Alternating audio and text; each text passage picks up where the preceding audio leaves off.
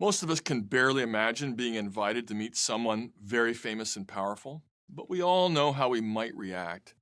We'd say to ourselves, La mayoría de nosotros apenas si podemos imaginar cómo sería que nos invitaran a conocer a alguien muy famoso y poderoso. Pero todos sabemos muy bien cómo reaccionaríamos. Nos diríamos a nosotros mismos, ¿alguien me presentará? ¿Qué me pongo? ¿Qué debo hacer? ¿Qué debo decir? ¿Quién me puede enseñar cómo actuar cuando esté ahí? Imaginemos que nos invitaran a la sala del trono glorioso de Dios, aquel que creó todas las cosas. ¿Cómo reaccionaríamos? Nos diríamos, ¿alguien me presentará a Dios? ¿Qué debo hacer? ¿Qué debo decir? ¿Quién me puede enseñar cómo actuar en la presencia de Dios? Afortunadamente, hay alguien que nos puede preparar para reunirnos con Dios, que nos puede presentar y puede hacer que Dios nos vea de manera favorable para no tener que temer su juicio. Y por supuesto, esta persona es Jesucristo, y Él es nuestro gran sumo sacerdote. Esta es la lección 4 de nuestra serie Creemos en Jesús, y la hemos titulado El sacerdote. En esta lección estudiaremos las formas en las que Jesús cumple con el oficio bíblico de sacerdote mediando el pacto entre Dios y su pueblo.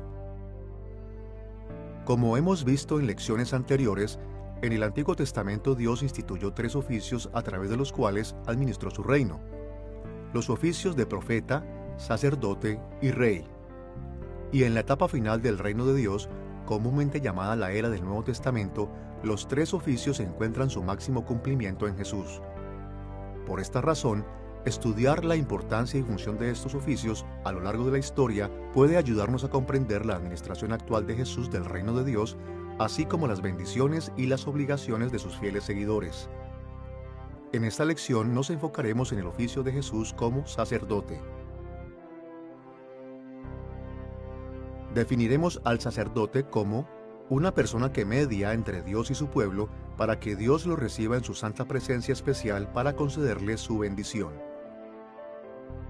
Todos sabemos que Dios está presente en todas partes todo el tiempo, de manera invisible, pero en ciertos momentos y lugares también se manifiesta de formas especiales y visibles. Por ejemplo, lo hace en el radiante esplendor de la sala de su trono celestial, y a veces lo hace en la tierra también. Y cuando las criaturas nos acercamos a este tipo de manifestación de Dios, debemos estar bien preparados, representados y guiados para poder recibir la aprobación y la bendición de Dios. En la Biblia, este tipo de preparación, representación y orientación era el trabajo de los sacerdotes. Al igual que en la lección sobre el oficio profético de Jesús, esta lección sobre su oficio de sacerdote abarcará 3 temas principales. En primer lugar, examinaremos el trasfondo del Antiguo Testamento para la función sacerdotal. En segundo lugar, estudiaremos el cumplimiento de este oficio en la persona y la obra de Jesús. Y en tercer lugar, consideraremos la aplicación moderna de la obra sacerdotal de Jesús. Veamos primero el trasfondo del Antiguo Testamento del oficio sacerdotal de Jesús. Cuando la mayoría de los cristianos pensamos acerca del sacerdocio en el Antiguo Testamento, nuestras mentes se dirigen inmediatamente a Aarón y a sus descendientes, que fueron ordenados como sacerdotes en los días de Moisés, tal como leemos en Levítico capítulos 8 y 9. Pero es importante reconocer que incluso antes de la época de Moisés, ya había sacerdotes que servían a Dios. Incluso antes de la caída en el pecado, Dios le ordenó a Adán, el padre de la raza humana, que fuera su sacerdote. Y después de Adán, toda la humanidad fue llamada originalmente para ser sacerdotes de Dios en un sentido general. Encontramos a hombres como Melquisedec en la época de Abraham, que es mencionado en Génesis capítulo 14. Él era tanto el rey como el sacerdote de Salem.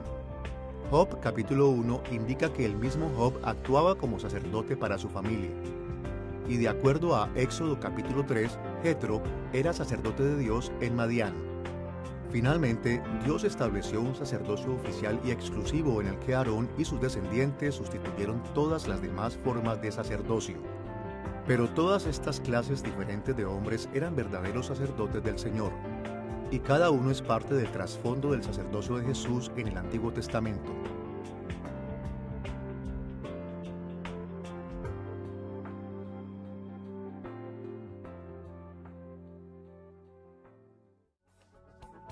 Estudiaremos el trasfondo del Antiguo Testamento de la función sacerdotal de 3 maneras. En primer lugar, veremos los requisitos de los sacerdotes. En segundo lugar, consideraremos su función.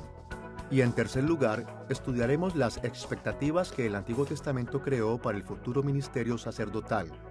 Veamos primero a los requisitos que los sacerdotes tenían que cumplir en el Antiguo Testamento.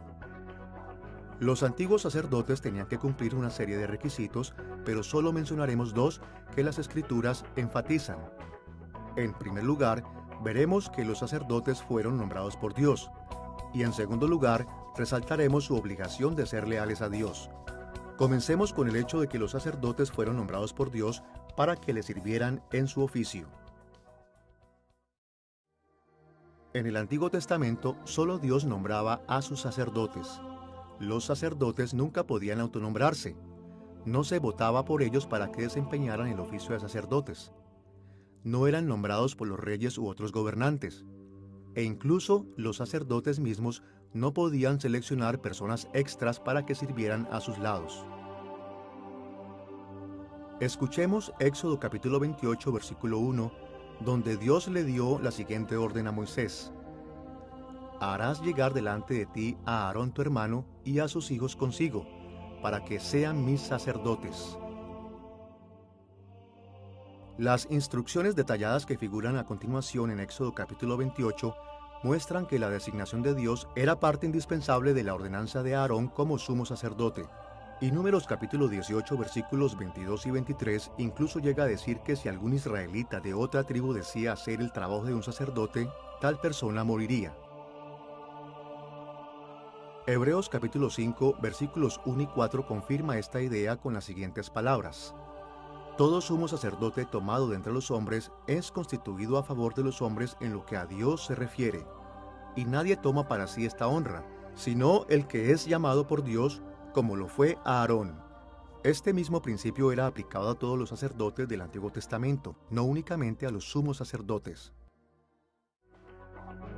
Además de ser nombrados por Dios, los sacerdotes también tenían que ser leales a Dios para poder calificar para este oficio. Debido a que los sacerdotes a menudo servían cerca de la presencia especial de Dios en el tabernáculo y en el templo, tenían que demostrar su lealtad especial a Dios adorándolo y sirviéndole solo a Él, así como desempeñando cuidadosamente sus funciones. También hacían esto con el fin de garantizar que el pueblo de Dios le fuera leal a Dios, de modo que fueran recibidos en su santa presencia. Uno de los ejemplos más dramáticos de la necesidad de que los sacerdotes fueran santos aparece en Levítico capítulo 10, versículos 1 y 2. Allí, Dios mató a los sacerdotes Nadab y Abiú por su ofrenda impía. Y en 1 Samuel capítulo 4, los sacerdotes Ofni y Finés murieron a causa de su desprecio hacia el Señor. Además de estos ejemplos, las Escrituras, tales como el Salmo 132, versículo 9, y Lamentaciones capítulo 4 versículos 11 al 13 deja claro que los sacerdotes mismos tenían que ser fieles a Dios si querían tener alguna esperanza de preparar y llevar el pueblo a su presencia especial con el fin de recibir sus bendiciones. De lo contrario, acercarse a Dios daría lugar a un severo juicio. Después de haber visto los requisitos de los sacerdotes en el Antiguo Testamento, veamos su función. Consideraremos tres aspectos de la función de los sacerdotes.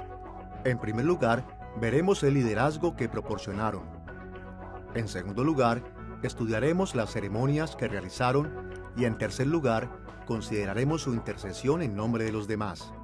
Comencemos con el liderazgo que los sacerdotes proporcionaron. Los sacerdotes del Antiguo Testamento proporcionaron liderazgo para el pueblo de Dios de varias maneras. Sin embargo, para nuestros propósitos resumiremos esto en tres partes. En primer lugar, la adoración fue una de las áreas más importantes en las que los sacerdotes proporcionaron liderazgo. La adoración fue una parte importante a la hora de preparar y dirigir al pueblo de Dios hacia su santa presencia especial. En Israel, los sacerdotes y levitas presidían todos los actos nacionales de adoración, así como las fiestas anuales de Israel. También llevaban a cabo la adoración diaria en el tabernáculo y en el templo, además de servicios especiales en el día de reposo semanal, y guiaban a los participantes en la alabanza y el canto. Encontramos este tipo de información en pasajes como Primera de Crónicas capítulo 15, Segunda de Crónicas capítulos 7, 8, 29 y 30 y Nehemías capítulo 12. En segundo lugar, los sacerdotes proporcionaron una orientación especial en forma de juicios civiles y de rituales, y lo hicieron principalmente mediante la aplicación de la ley de Dios a las circunstancias que se enfrentaban. Este hecho se menciona en muchos pasajes como Éxodo capítulo 28 versículos 29 y 30, Números capítulo 21 versículo 27, Deuteronomio 21 versículo 5 y Ezequiel capítulo 44 versículo 24. Por ejemplo, escuchemos la manera en que Moisés describió los juicios civiles que los sacerdotes podían llevar a cabo en Deuteronomio capítulo 17, versículos 8 y 9. Cuando alguna cosa te fuere difícil en el juicio, entre una clase de homicidio y otra, entre una clase de derecho legal y otra, y entre una clase de herida y otra, en negocios de litigio, vendrás a los sacerdotes levitas, y al juez que hubiere en aquellos días, y preguntarás, y ellos te enseñarán la sentencia del juicio. Como este pasaje indica, los asuntos legales se resolvían normalmente en los tribunales locales. Pero en casos particularmente difíciles, la gente podía ir a los sacerdotes o jueces especiales quienes llevarían a cabo los juicios. De hecho, en Éxodo capítulo 18, Jetro, sacerdote de Madián, le dijo al mismo Moisés cómo organizar los tribunales y los jueces de Israel. El sacerdocio de Jetro lo había hecho una autoridad en tales asuntos. Las decisiones y la orientación sacerdotal también incluía investigar, interpretar y juzgar los asuntos relacionados con la salud y la santidad. Los sacerdotes inspeccionaban la presencia de moho en las casas, diagnosticaban enfermedades y declaraban a las personas u objetos limpios o inmundos de acuerdo con las leyes de Dios. Este tipo de funciones sacerdotales se enumeran en pasajes como Levítico capítulos 11 al 15. Estos eran asuntos sacerdotales, porque los problemas personales y de salud pública entraron en el mundo como parte de la maldición de Dios contra el pecado de Adán, en la que Adán fue excluido de la presencia especial de Dios en el jardín del Edén. La maldición universal de la muerte fue instituida en Génesis capítulo 3 versículo 19. Y este juicio general incorporaba otros juicios relacionados con la salud, como podemos ver en pasajes como Levítico capítulo 26 versículo 16 y Deuteronomio capítulo 28 versículos 21 al 28. Por esta razón, los problemas de salud jugaban un papel importante en la preparación de los israelitas para pedir las bendiciones de Dios. Una tercera forma en la que los sacerdotes demostraron su liderazgo fue por medio de la enseñanza de la palabra de Dios a la gente, como leemos en Segunda de Crónicas capítulo 35 versículo 3, Nehemías capítulo 8 y Malaquías capítulo 2. Como un ejemplo, escuchemos las palabras del Señor en Malaquías capítulo 2 versículo 7. Porque los labios del sacerdote han de guardar la sabiduría, y de su boca el pueblo buscará la ley, porque mensajero es de Jehová de los ejércitos. La falsa enseñanza fue el resultado del pecado en el mundo, y las transgresiones de la palabra de Dios hacían que la gente no fuera apta para entrar en su presencia especial. Así, a los sacerdotes se les dio la tarea de enseñar la palabra de Dios con el fin de preparar y llevar a su pueblo a su santa presencia especial de una manera que resultara en su bendición. Habiendo estudiado el liderazgo que los sacerdotes proveían, veamos ahora las ceremonias que llevaban a cabo para su pueblo. En la época de Moisés, y más tarde en la época de David, los sacerdotes llevaban a cabo una gran variedad de ceremonias que estaban diseñadas para preparar al pueblo de Dios para entrar en su presencia especial. Estas ceremonias involucraban momentos, eventos y objetos santos, tal como vemos en pasajes como Levítico capítulos 1 al 7 y 23, Números capítulos 18 y 19, Primera de Crónicas capítulo 23 y Segunda de Crónicas capítulo 8. A menudo, estas ceremonias se centraban en los lugares santos donde la presencia especial de Dios aparecería y su pueblo le adoraría. Por ejemplo, Era responsabilidad de los sacerdotes asegurarse que las áreas del tabernáculo y del templo estuvieran tan bellas y perfectas como fuera posible y fueran apropiadas para que Dios residiera allí en su visible gloria especial. Leemos acerca de esto en pasajes como Levítico capítulo 24, versículos 1 al 9, Números capítulos 3 y 4 y Primera de Crónicas capítulo 24, versículos 25 al 32. Pero quizás la característica ceremonial más conocida del servicio sacerdotal fue la presentación de ofrendas. Las ofrendas iban desde expresiones de acción de gracias a experiencias de comunión hasta la expiación de pecados. Algunas se presentaban regularmente, como los sacrificios temprano en la mañana, los sacrificios nocturnos y el día de expiación anualmente. Otros se presentaban cuando se les declaraba culpables de pecado. Otras ofrendas eran llevadas de acuerdo a la voluntad del creyente, como las ofrendas voluntarias. Una amplia gama de ofrendas requeridas aparecen en pasajes como Levítico capítulos 1 al 7 y el capítulo 16. De todas las funciones ceremoniales de los sacerdotes, la más prominente en el ministerio de Jesús fue la presentación de las ofrendas, especialmente ofrendas de expiación. Así que enfocaremos la mayor parte de nuestra atención en ellas. Today we often speak of sacrifice as giving up something that is Hoy en día se suele hablar de un sacrificio como si se fuese a renunciar a algo que es valioso para nosotros con el fin de obtener algo aún más valioso. Lo que hace que un regalo sea un sacrificio es que el darlo nos cueste un precio alto. En el Antiguo Testamento, las personas no le ofrecían cosas a Dios porque las necesitase. Las ofrendas le permitieron al pueblo de Dios dar algo que valoraban para ganar algo mucho más valioso, como el perdón de los pecados.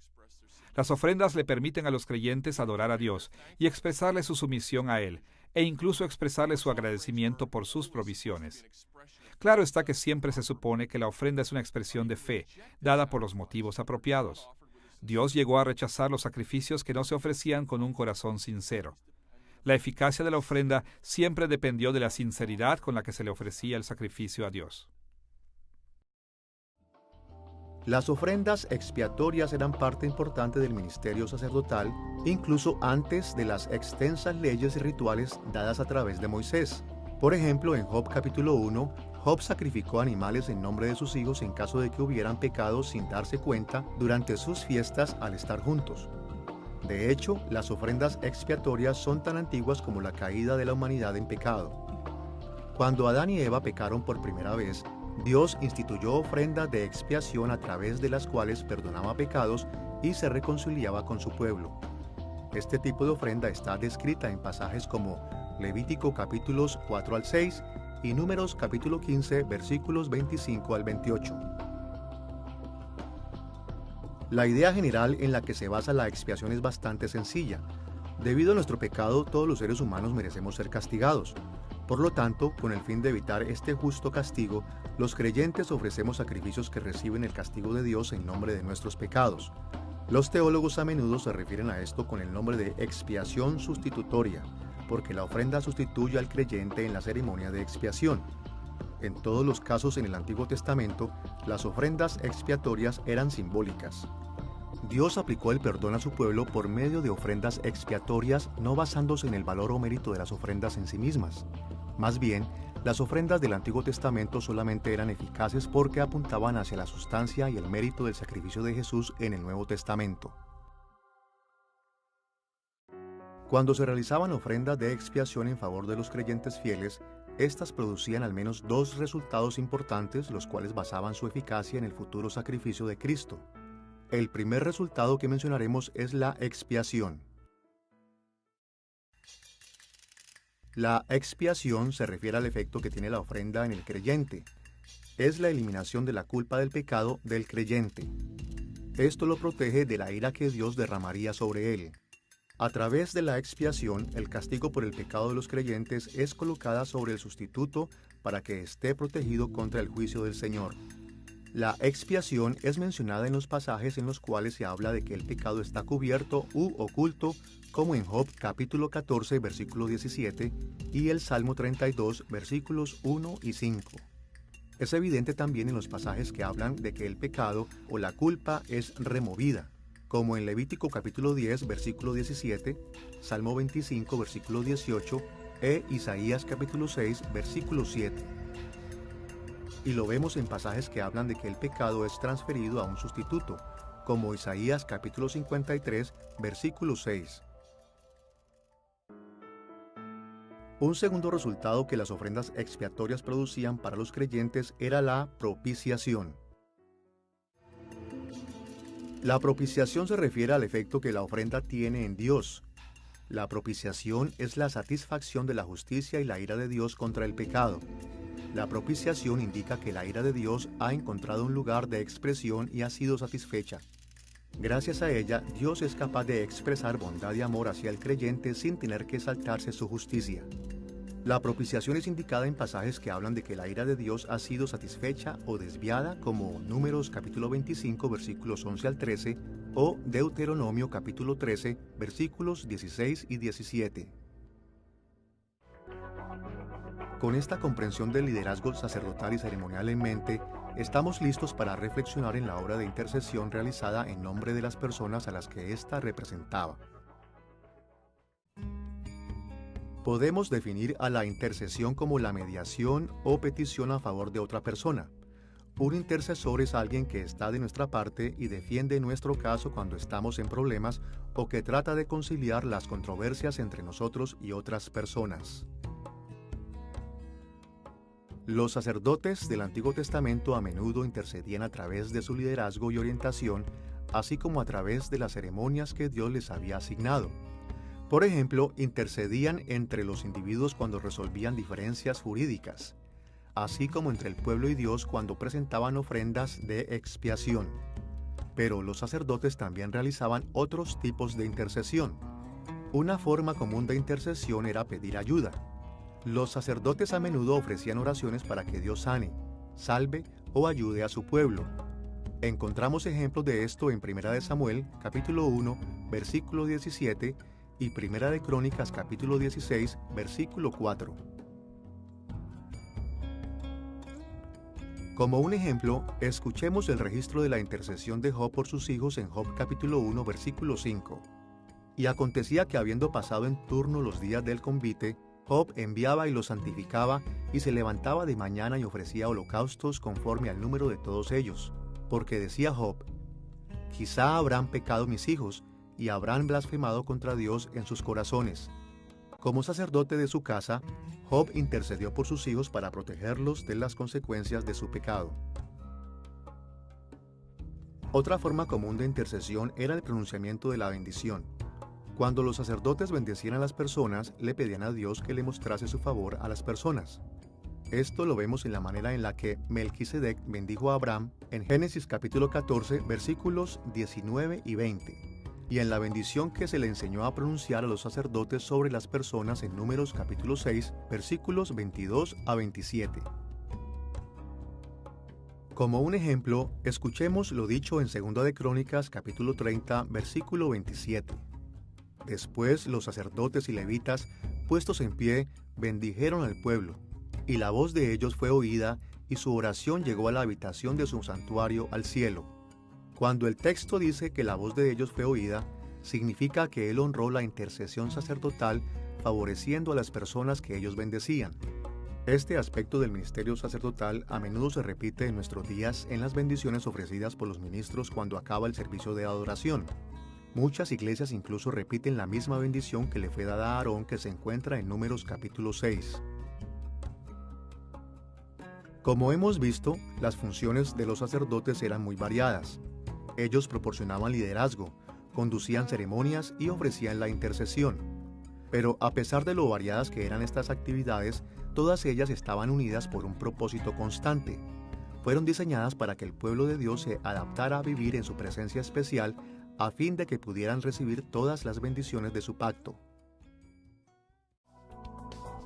Ahora que hemos visto los requisitos y la función de los sacerdotes, enfoquemos nuestra atención en las expectativas que el Antiguo Testamento creó para futuros ministerios sacerdotales. In the days of the Old Testament, En la época del Antiguo Testamento, el oficio de sacerdote era dinámico y cambiante. Sus funciones y responsabilidades específicas cambian a través del tiempo. El sacerdocio de Melquisedec no era precisamente el mismo que el de Job. El de Job era diferente al de Jetro, y el de Jetro difería del de Aarón y de sus descendientes. Y el Antiguo Testamento también señaló los cambios que eso tendría en el futuro. Para entender las expectativas que los sacerdocios del Antiguo Testamento crearon para el futuro, veremos hacia dos direcciones. En primer lugar, examinaremos el desarrollo histórico del oficio a través del Antiguo Testamento. Y en segundo lugar, nos enfocaremos en algunas profecías específicas sobre el futuro de la función sacerdotal. Comencemos con el desarrollo histórico del oficio de sacerdote. Debido a que siempre ha existido la necesidad de los seres humanos a tener acceso a la santa presencia especial de Dios, siempre ha habido una necesidad de funciones sacerdotales. De hecho, los sacerdotes siempre han sido importantes en la estrategia a largo plazo de Dios para la humanidad y la creación. Pero históricamente, el papel de los sacerdotes a veces ha cambiado en respuesta a las circunstancias cambiantes del pueblo de Dios. Consideraremos ahora las nuevas funciones de los sacerdotes en 4 etapas diferentes de la historia, comenzando con la época de la creación. Esta época corresponde al pacto de Dios con Adán. El jardín del Edén en el que se colocó la humanidad era en sí mismo un santuario donde Dios caminaba y hablaba con su pueblo. En este contexto, Adán y Eva servían a Dios en formas que se asemejaban al servicio de los sacerdotes arónicos en el tabernáculo y en el templo. Por esta razón, podemos decir que el oficio de sacerdote es tan antiguo como la humanidad misma. Escuchemos lo que Moisés escribió en Génesis capítulo 2, versículo 15. Tomó pues Jehová Dios al hombre, y lo puso en el huerto de Edén para que lo labrara y lo guardase. En este pasaje, Moisés describió la obra de Adán y Eva en el jardín con la palabra hebrea abad, traducida como labrar, y la palabra shamar, traducida como guardar. En Números capítulo 3, versículos 7 y 8, Moisés usó esta misma combinación de palabras para describir la obra de los levitas en el tabernáculo. Y vemos otros paralelos verbales en pasajes como Génesis capítulo 3, versículo 8 y 2 de Samuel capítulo 7, versículo 6. Al utilizar el mismo lenguaje para describir la obra de la humanidad en el jardín del Edén y la obra de los sacerdotes en el tabernáculo, Moisés indicó que Adán y Eva fueron los sacerdotes originales y que los lugares como el tabernáculo y el templo estaban destinados a cumplir la misma función que tenía el jardín del Edén. De hecho, muchos estudiosos han sugerido que los muebles y la decoración del tabernáculo y del templo fueron diseñados específicamente para recordar el jardín del Edén. En todo caso, el sacerdocio de la humanidad en el Edén consistía en ser ministros de Dios en su santuario, el jardín, cuidando sus cosas sagradas y garantizando que el lugar era apto para que él habitara. Además, Dios le ordenó a Adán y a Eva y a sus descendientes convertirse en un reino de sacerdotes, ampliando su obra al resto del mundo. Escuchemos las palabras de Dios a la humanidad en Génesis capítulo 1, versículo 28. Fructificad y multiplicaos, llenad la tierra y sojuzgadla.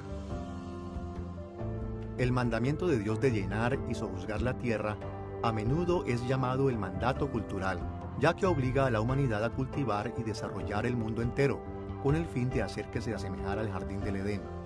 Desde el punto de vista sacerdotal, el trabajo de la humanidad consistía en convertir al mundo entero en el santuario de Dios y que éste le sirviera para siempre. Los primeros cambios en la función de sacerdote tomaron lugar cuando ocurrió la caída en pecado de la humanidad, cuando se comió el fruto prohibido del árbol del conocimiento del bien y del mal en Génesis capítulo 3. En ese momento, Adán y Eva fueron expulsados del jardín del Edén y tuvieron que comenzar a presentar ofrendas de expiación por el pecado. Encontramos posibles referencias a esta práctica en Génesis capítulo 3, versículo 21. En donde el Señor cubrió a Adán y a Eva con pieles de animales. Y encontramos una referencia más explícita de esta práctica en Génesis capítulo 4, versículo 4, en el sacrificio de animales de Abel al Señor. Otras referencias también pueden ser encontradas a lo largo de este periodo de tiempo, como por ejemplo, los sacrificios que Noé ofreció después del diluvio en Génesis capítulo 8, versículo 20, el carnero que Abraham sacrificó en Génesis capítulo 22, versículo 13, y los sacrificios ofrecidos por Jacob en Génesis capítulo 31, versículo 54. Durante este tiempo, los jefes de familia tendían a servir como sacerdotes sobre sus descendientes y solo unos cuantos sacerdotes eran llamados para servir de manera más amplia. Otro cambio que tomó lugar en esta época fue el lugar del ministerio sacerdotal. Antes de la caída, este ministerio había tomado lugar exclusivamente en el santuario de Dios en el jardín del Edén. Pero cuando se expulsó a la humanidad del jardín del Edén, en Génesis capítulo 3, Dios dirigió a sus sacerdotes a buscar otros lugares para adorarlo y a crear piedras ceremoniales para marcar los lugares en donde se había reunido con ellos. En este punto en la historia, ningún lugar podía ser llamado el lugar donde habitaba Dios, lo que es diferente del periodo de la creación. El siguiente conjunto significativo de cambios tuvo lugar en los días del éxodo de Israel de su esclavitud en Egipto. La nación de Israel, después de haber sido esclavizada por el faraón de Egipto durante más de 400 años, clamó a Dios y Él la liberó con un poderoso despliegue de milagros. Este evento está descrito en el segundo libro de la Biblia, titulado Éxodo. Durante este tiempo, Dios redujo su llamado sacerdotal de toda la humanidad a solamente la nación de Israel. Como Él dijo en Éxodo capítulo 19, versículo 6, Israel debía ser para Él un reino de sacerdotes. También apartó a la tribu de Leví para que ellos fueran sus siervos especiales. La mayor parte de la tribu sirvió al menor número de levitas, quienes actuaron como sacerdotes de la nación. Entre los levitas, solo Aarón y sus descendientes fueron seleccionados para ser sacerdotes, con un hombre a la vez que actuaba como sumo sacerdote. Encontramos las instrucciones de Dios del sacerdocio de Aarón en el libro de Levítico, así como en el libro de Números. Dios también dictó la creación del tabernáculo durante este periodo. El tabernáculo era una gran carpa adornada que los israelitas podían llevar con ellos durante sus viajes. Tuvo en esencia la misma función que el jardín del Edén había tenido en el momento de la creación, ser el santuario terrenal de Dios, el lugar donde Él caminaba y hablaba con su pueblo. Después de la caída, Dios se había reunido con personas en diferentes lugares de vez en cuando. Sin embargo, con la creación del tabernáculo, Dios centró una vez más su adoración en un solo lugar. Y este lugar de culto debía ser atendido y mantenido por los siervos escogidos de Dios, los sacerdotes. Las instrucciones para el tabernáculo y el registro de su creación se pueden encontrar en Éxodo capítulos 25 al 40. Dios quiso que los cambios en el sacerdocio durante el Éxodo fueran pasos hacia el cumplimiento de su plan original para la humanidad. Su plan era utilizar primero a los sacerdotes de la familia de Aarón para hacer a Israel un reino de sacerdotes, y después, a través de la fidelidad y el servicio de esta nación especial, ampliar su reino hasta abarcar el mundo. Los cambios finales al oficio de sacerdote en el Antiguo Testamento ocurrieron durante la monarquía de Israel, cuando la nación de Israel se había establecido en la tierra prometida y vivía bajo el gobierno de un rey. El periodo monárquico tuvo un falso comienzo con Saúl, el primer rey de Israel, pero empezó realmente con el sucesor de Saúl, David, y con sus descendientes. Cuando los reyes de Israel reinaban, estaban estrechamente involucrados con el servicio sacerdotal. Por ejemplo, David hizo planes para el templo. Se aseguró de que se prestasen los servicios sacerdotales. También organizó a las familias sacerdotales y asignó tareas específicas para ellas. Estos desarrollos se encuentran en pasajes como Primera de Crónicas capítulo 15, 16 y 23 al 28. David también asignó obligaciones a las otras familias levíticas, especialmente para que fueran guardianes y músicos. Incluso ofreció sacrificios y bendiciones uniéndose a los sacerdotes de vez en cuando, como vemos en 2 de Samuel capítulo 6 versículos 17 y 18. En cierto momento, incluso cambió su atuendo real por el efod de lino de levita, como está registrado en Primera de Crónicas capítulo 15 versículo 27. Estos desarrollos se mantuvieron incluso más allá de los días de David, como podemos ver en Esdras capítulo 8 versículo 20. En los días de David, las familias a las que se les permitió servir como sumos sacerdotes se redujeron a solo dos, las de los descendientes de Aarón, Sadoc y Abiatar. Esta información está registrada en Primera de Crónicas capítulo 18 versículo 16. Después de David, su hijo Salomón reinó sobre el reino de Dios y se involucró en los servicios sacerdotales incluso más que David. Salomón presidió la construcción del templo. Supervisó incontables sacrificios. Guió al pueblo en oración en el templo y proclamó bendiciones sobre ellos como su padre.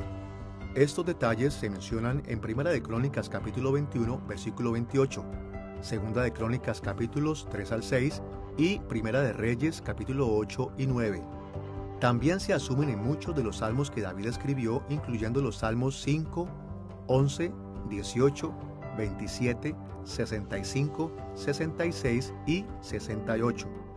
Salomón también redujo la línea de los sumos sacerdotes una vez más.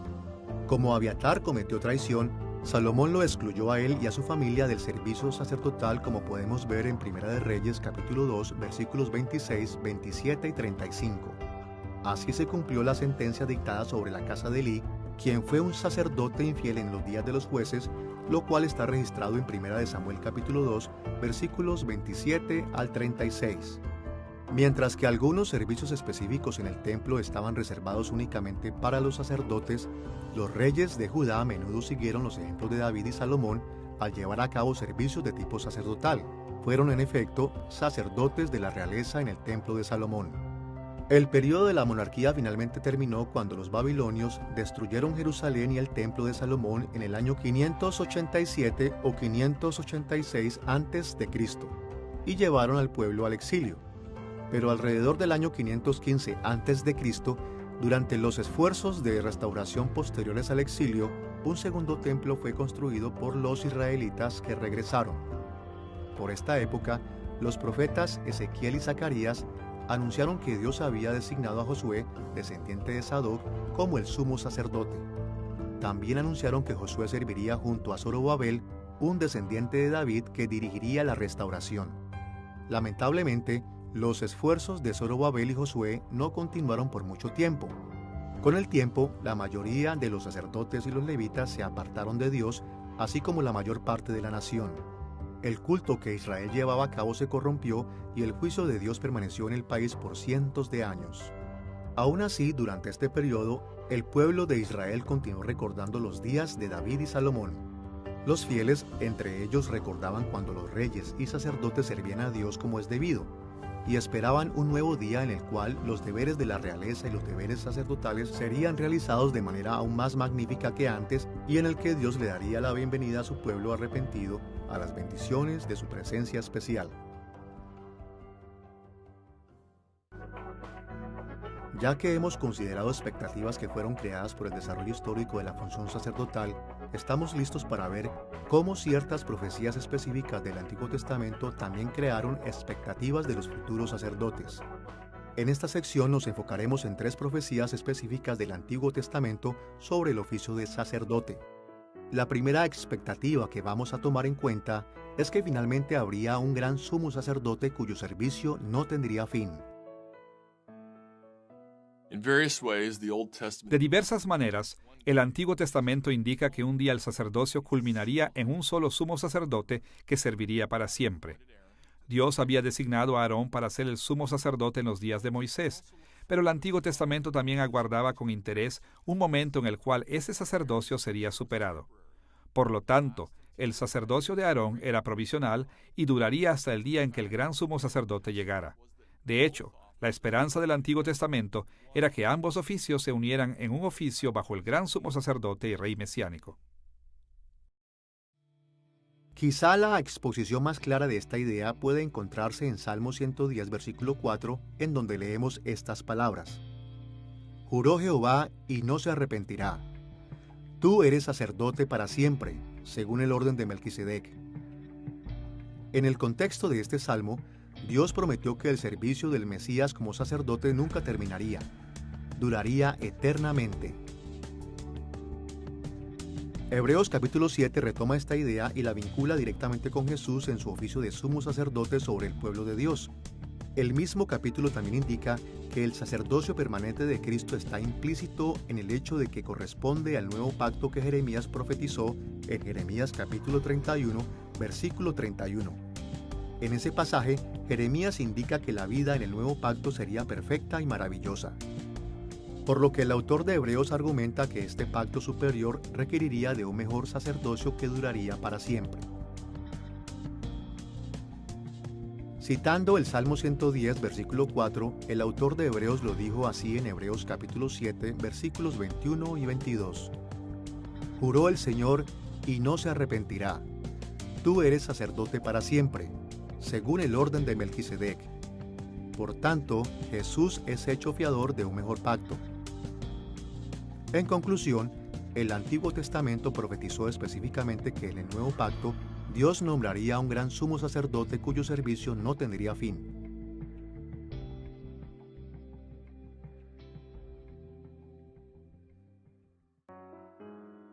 Una segunda expectativa para el oficio de sacerdote, que fue profetizada específicamente en el Antiguo Testamento, era que el gran sumo sacerdote gobernaría como rey. Como vimos antes, la humanidad sirvió tanto como sacerdote y rey en el jardín del Edén. Y el propio Melquisedec también sirvió de ambas maneras. Y aunque estos oficios se dividieron más tarde en la historia, el Antiguo Testamento profetizó que finalmente estos serían reunidos en la persona del Mesías. Veamos el Salmo 110 nuevamente, esta vez los versículos 2 al 4, donde el Señor hizo esta promesa sobre el futuro Mesías. Jehová enviará desde Sión la vara de tu poder. Domina en medio de tus enemigos. Juró Jehová y no se arrepentirá. Tú eres sacerdote para siempre, según el orden de Melquisedec. Aquí Dios prometió que el Mesías sería un descendiente de David que tanto reinaría como un rey y serviría como sacerdote. Esta misma idea se encuentra también en Zacarías capítulo 6, versículo 13, en donde encontramos esta profecía sobre el futuro Mesías. Él edificará el templo de Jehová. Según el Antiguo Testamento, una expectativa para el oficio de sacerdote era que el Mesías lo reuniría con el oficio de rey. La tercera expectativa profetizada específicamente para el oficio de sacerdote era que el mismo pueblo de Dios se convertiría en un reino de sacerdotes. Como vemos en Génesis capítulo 2, versículo 15, la humanidad comenzó en el jardín del Edén sirviendo en una manera sacerdotal. Por lo tanto, no debería sorprendernos que en nuestra restauración después de la caída en el pecado, la humanidad redimida vuelva a servir nuevamente como los sacerdotes de Dios. De hecho, esto está profetizado específicamente en lugares como Éxodo capítulo 19, versículo 6, e Isaías capítulo 61, versículo 6. Ambos pasajes indican que cuando el Mesías reine, el pueblo de Dios le servirá como sacerdote fiel y estará unido como una sola nación o un reino de sacerdotes. Los teólogos a menudo se refieren a esto como el sacerdocio de todos los creyentes. Y el apóstol Pedro indicó que este suceso ya estaba tomando lugar en su propia época. Escuchemos lo que Pedro escribió en 1 de Pedro capítulo 2, versículo 5. Vosotros también sed edificados como casa espiritual y sacerdocio santo, para ofrecer sacrificios espirituales aceptables a Dios por medio de Jesucristo. As covenant reconcilers, the priests in the Old Testament continually Como reconciliadores del pacto, los sacerdotes del Antiguo Testamento le recordaban continuamente a su gente la importancia de su relación de pacto con Dios. Y teniendo en cuenta la devastación que el pecado había traído a la creación, el sacerdocio era vital y necesario para el continuo progreso del reino de Dios y para el cumplimiento de sus fines. Sin embargo, estos propósitos no se cumplirían sin la figura sacerdotal fundamental de la historia, el Mesías que el Antiguo Testamento entero anticipó. Habiendo examinado el trasfondo del Antiguo Testamento para el oficio de sacerdote, estamos listos para pasar a nuestro segundo tema principal, el cumplimiento de la función sacerdotal en Jesús.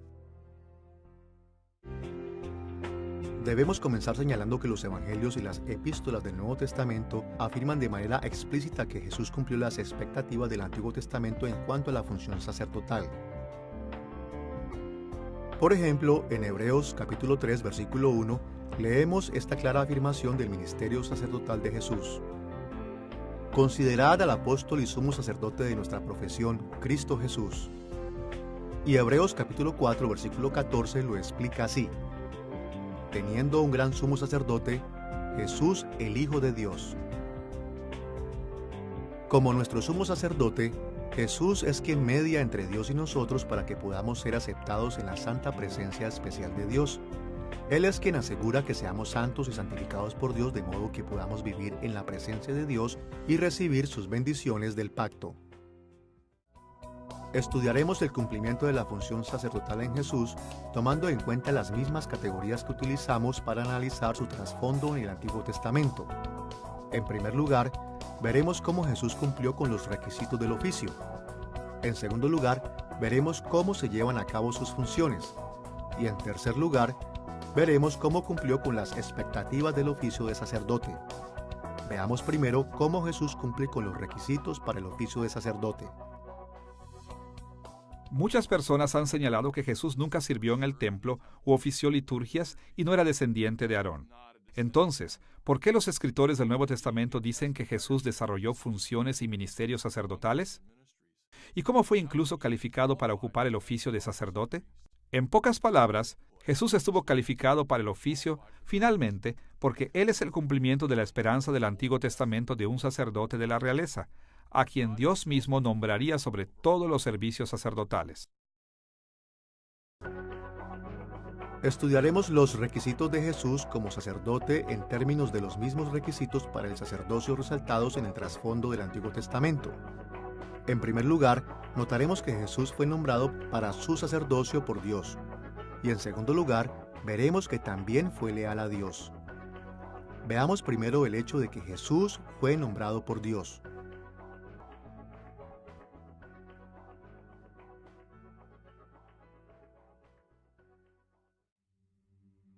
Hebreos capítulo 5 versículos 4 al 10 dice de manera explícita que Dios nombró a Jesús como sumo sacerdote. Escuchemos lo que dice.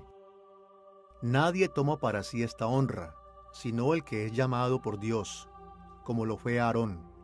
Así tampoco Cristo se glorificó a sí mismo haciéndose sumo sacerdote, y fue declarado por Dios sumo sacerdote. Puesto que Dios lo nombró, Jesús ciertamente cumplió estos requisitos. Al mismo tiempo, debemos reconocer que este nombramiento era algo inusual, debido a que Jesús no tenía una genealogía sacerdotal levítica. Como recordaremos al principio del Antiguo Testamento, Dios permitió que diferentes clases de personas fueran sacerdotes. Pero hacia el final del Antiguo Testamento le había dado el sacerdocio solo a los descendientes de Sadoc. Aún así, el nombramiento de Jesús no es tan inusual como puede parecer a primera vista. En el jardín del Edén, Adán fue asignado para gobernar sobre la tierra como rey vasallo de Dios, pero su gobierno fue también un servicio sacerdotal, diseñado para convertir al mundo en un lugar adecuado para la gloriosa presencia de Dios. Asimismo, los oficios de sacerdote y rey estuvieron estrechamente relacionados con los reyes del período monárquico. De la misma manera, Cristo es un sacerdote real. Él gobierna como el perfecto rey vasallo de Dios, pero su gobierno es también un servicio sacerdotal que nos prepara a nosotros y a la tierra para la gloriosa presencia especial de Dios. De este modo, Cristo realmente cumple con lo que Adán y el resto de sus descendientes fallaron en hacer. Escuchemos de nuevo la forma en que David habló del gran Mesías en el Salmo 110, versículos 1 al 4. Jehová dijo a mi Señor: siéntate a mi diestra, hasta que ponga a tus enemigos por estrado de tus pies. Jehová enviará desde Sión la vara de tu poder. Domina en medio de tus enemigos. Juró Jehová y no se arrepentirá. Tú eres sacerdote para siempre, según el orden de Melquisedec. En este pasaje, el Mesías, a quien David llama mi Señor, es descrito con las imágenes reales de la vara de tu poder, domina y sacerdote. La profecía de David esperaba con interés el día en que uno de sus descendientes se levantara como majestad imperial y cumpliera no solo con el servicio real, sino con todo el servicio sacerdotal, como Melquisedec lo había hecho. Esta es la razón por la que Hebreos capítulo 7, versículo 14, hace hincapié en el hecho de que Jesús es de la tribu real de Judá y no de la tribu sacerdotal de Leví. El hecho de que Jesús era tanto un rey judío como el gran sumo sacerdote es una prueba de que Él es el tan esperado hijo de David, el Mesías. Habiendo visto que Jesús fue nombrado por Dios, estamos listos para ver el hecho de que también cumplió con el requisito de ser leal a Dios. Como hemos mencionado anteriormente, a los sacerdotes se les exigió que demostraran una medida especial de lealtad a Dios al adorarle y servirle solo a Él, llevando a cabo cuidadosamente las tareas que Dios les asignaba. Una de las principales razones de sus deberes era garantizar que el pueblo de Dios también fuera fiel a Dios, tanto en lo moral como en lo ceremonial, para que pudiera entrar en la presencia especial de Dios sin temor. Este fue uno de los principales servicios que los sacerdotes proveían. Jesús reunió estos mismos requisitos a la perfección. Él siempre honró y sirvió a Dios y solo a Dios, y siempre obedeció los mandatos del Padre. Y a través de este ministerio sacerdotal, Jesús tiene la autoridad de prepararnos para entrar en la santa presencia especial de Dios. En sentido general, podemos ver el contenido completo de los 4 evangelios como prueba de la fidelidad de Jesús a Dios. Él siguió la comisión que le fue dada por su Padre. Él solo hablaba lo que su Padre le decía e hizo solo aquellas cosas que había visto hacer a su Padre. Pero también hay muchos pasajes en el Nuevo Testamento que resumen estas ideas de forma explícita, tal como Mateo capítulo 26, versículo 42, Juan capítulo 5, versículo 19, capítulo 14, versículo 31 y el capítulo 17, versículo 4. Y Hebreos capítulo 7, versículos del 5 al 7. La perfecta fidelidad de Jesús a Dios es un aspecto fundamental de su éxito como nuestro gran sumo sacerdote. Solo siendo totalmente fiel a Dios podía hacer a sus seguidores perfectamente santos para vivir en la santa presencia especial de Dios por toda la eternidad. Y nos encontramos con muchos ejemplos de esto en las Escrituras. Por ejemplo, Él oró por nuestra santidad en su oración sacerdotal en Juan capítulo 17, versículo 19, y de acuerdo a Romanos capítulo 15, versículo 16, y Primera de Corintios capítulo 6, versículo 11, Dios ya ha respondido a esa oración al vernos santos en su presencia.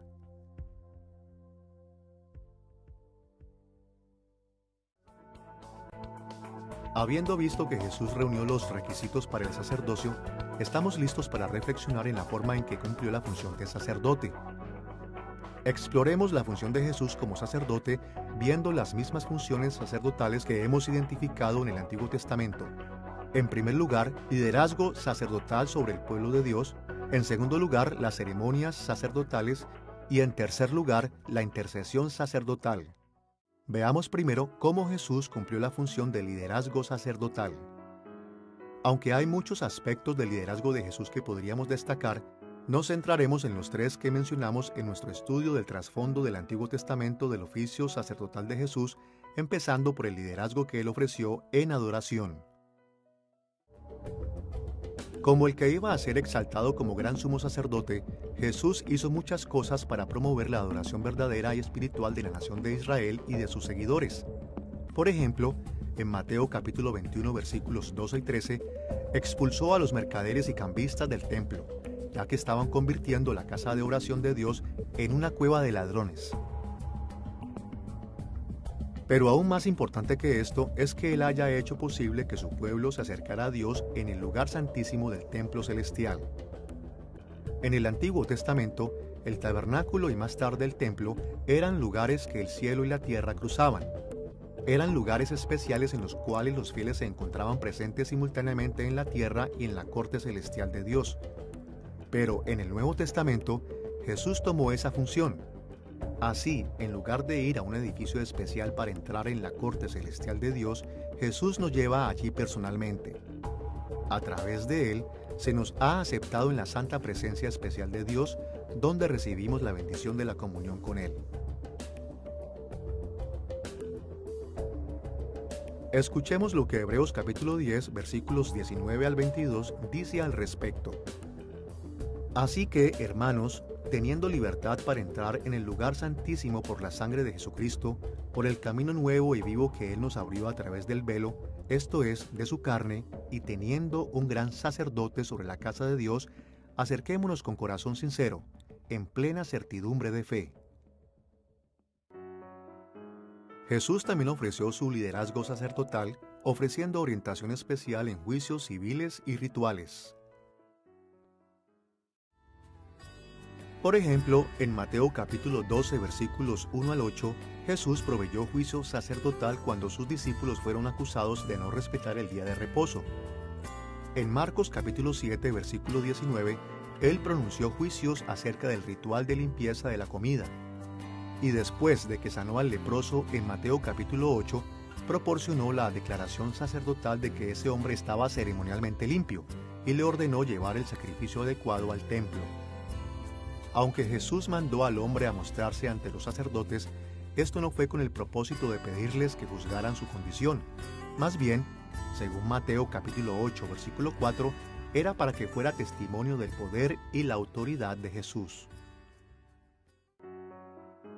El tercer tipo de liderazgo sacerdotal que hemos mencionado es la enseñanza, y Jesús también realizó esta función.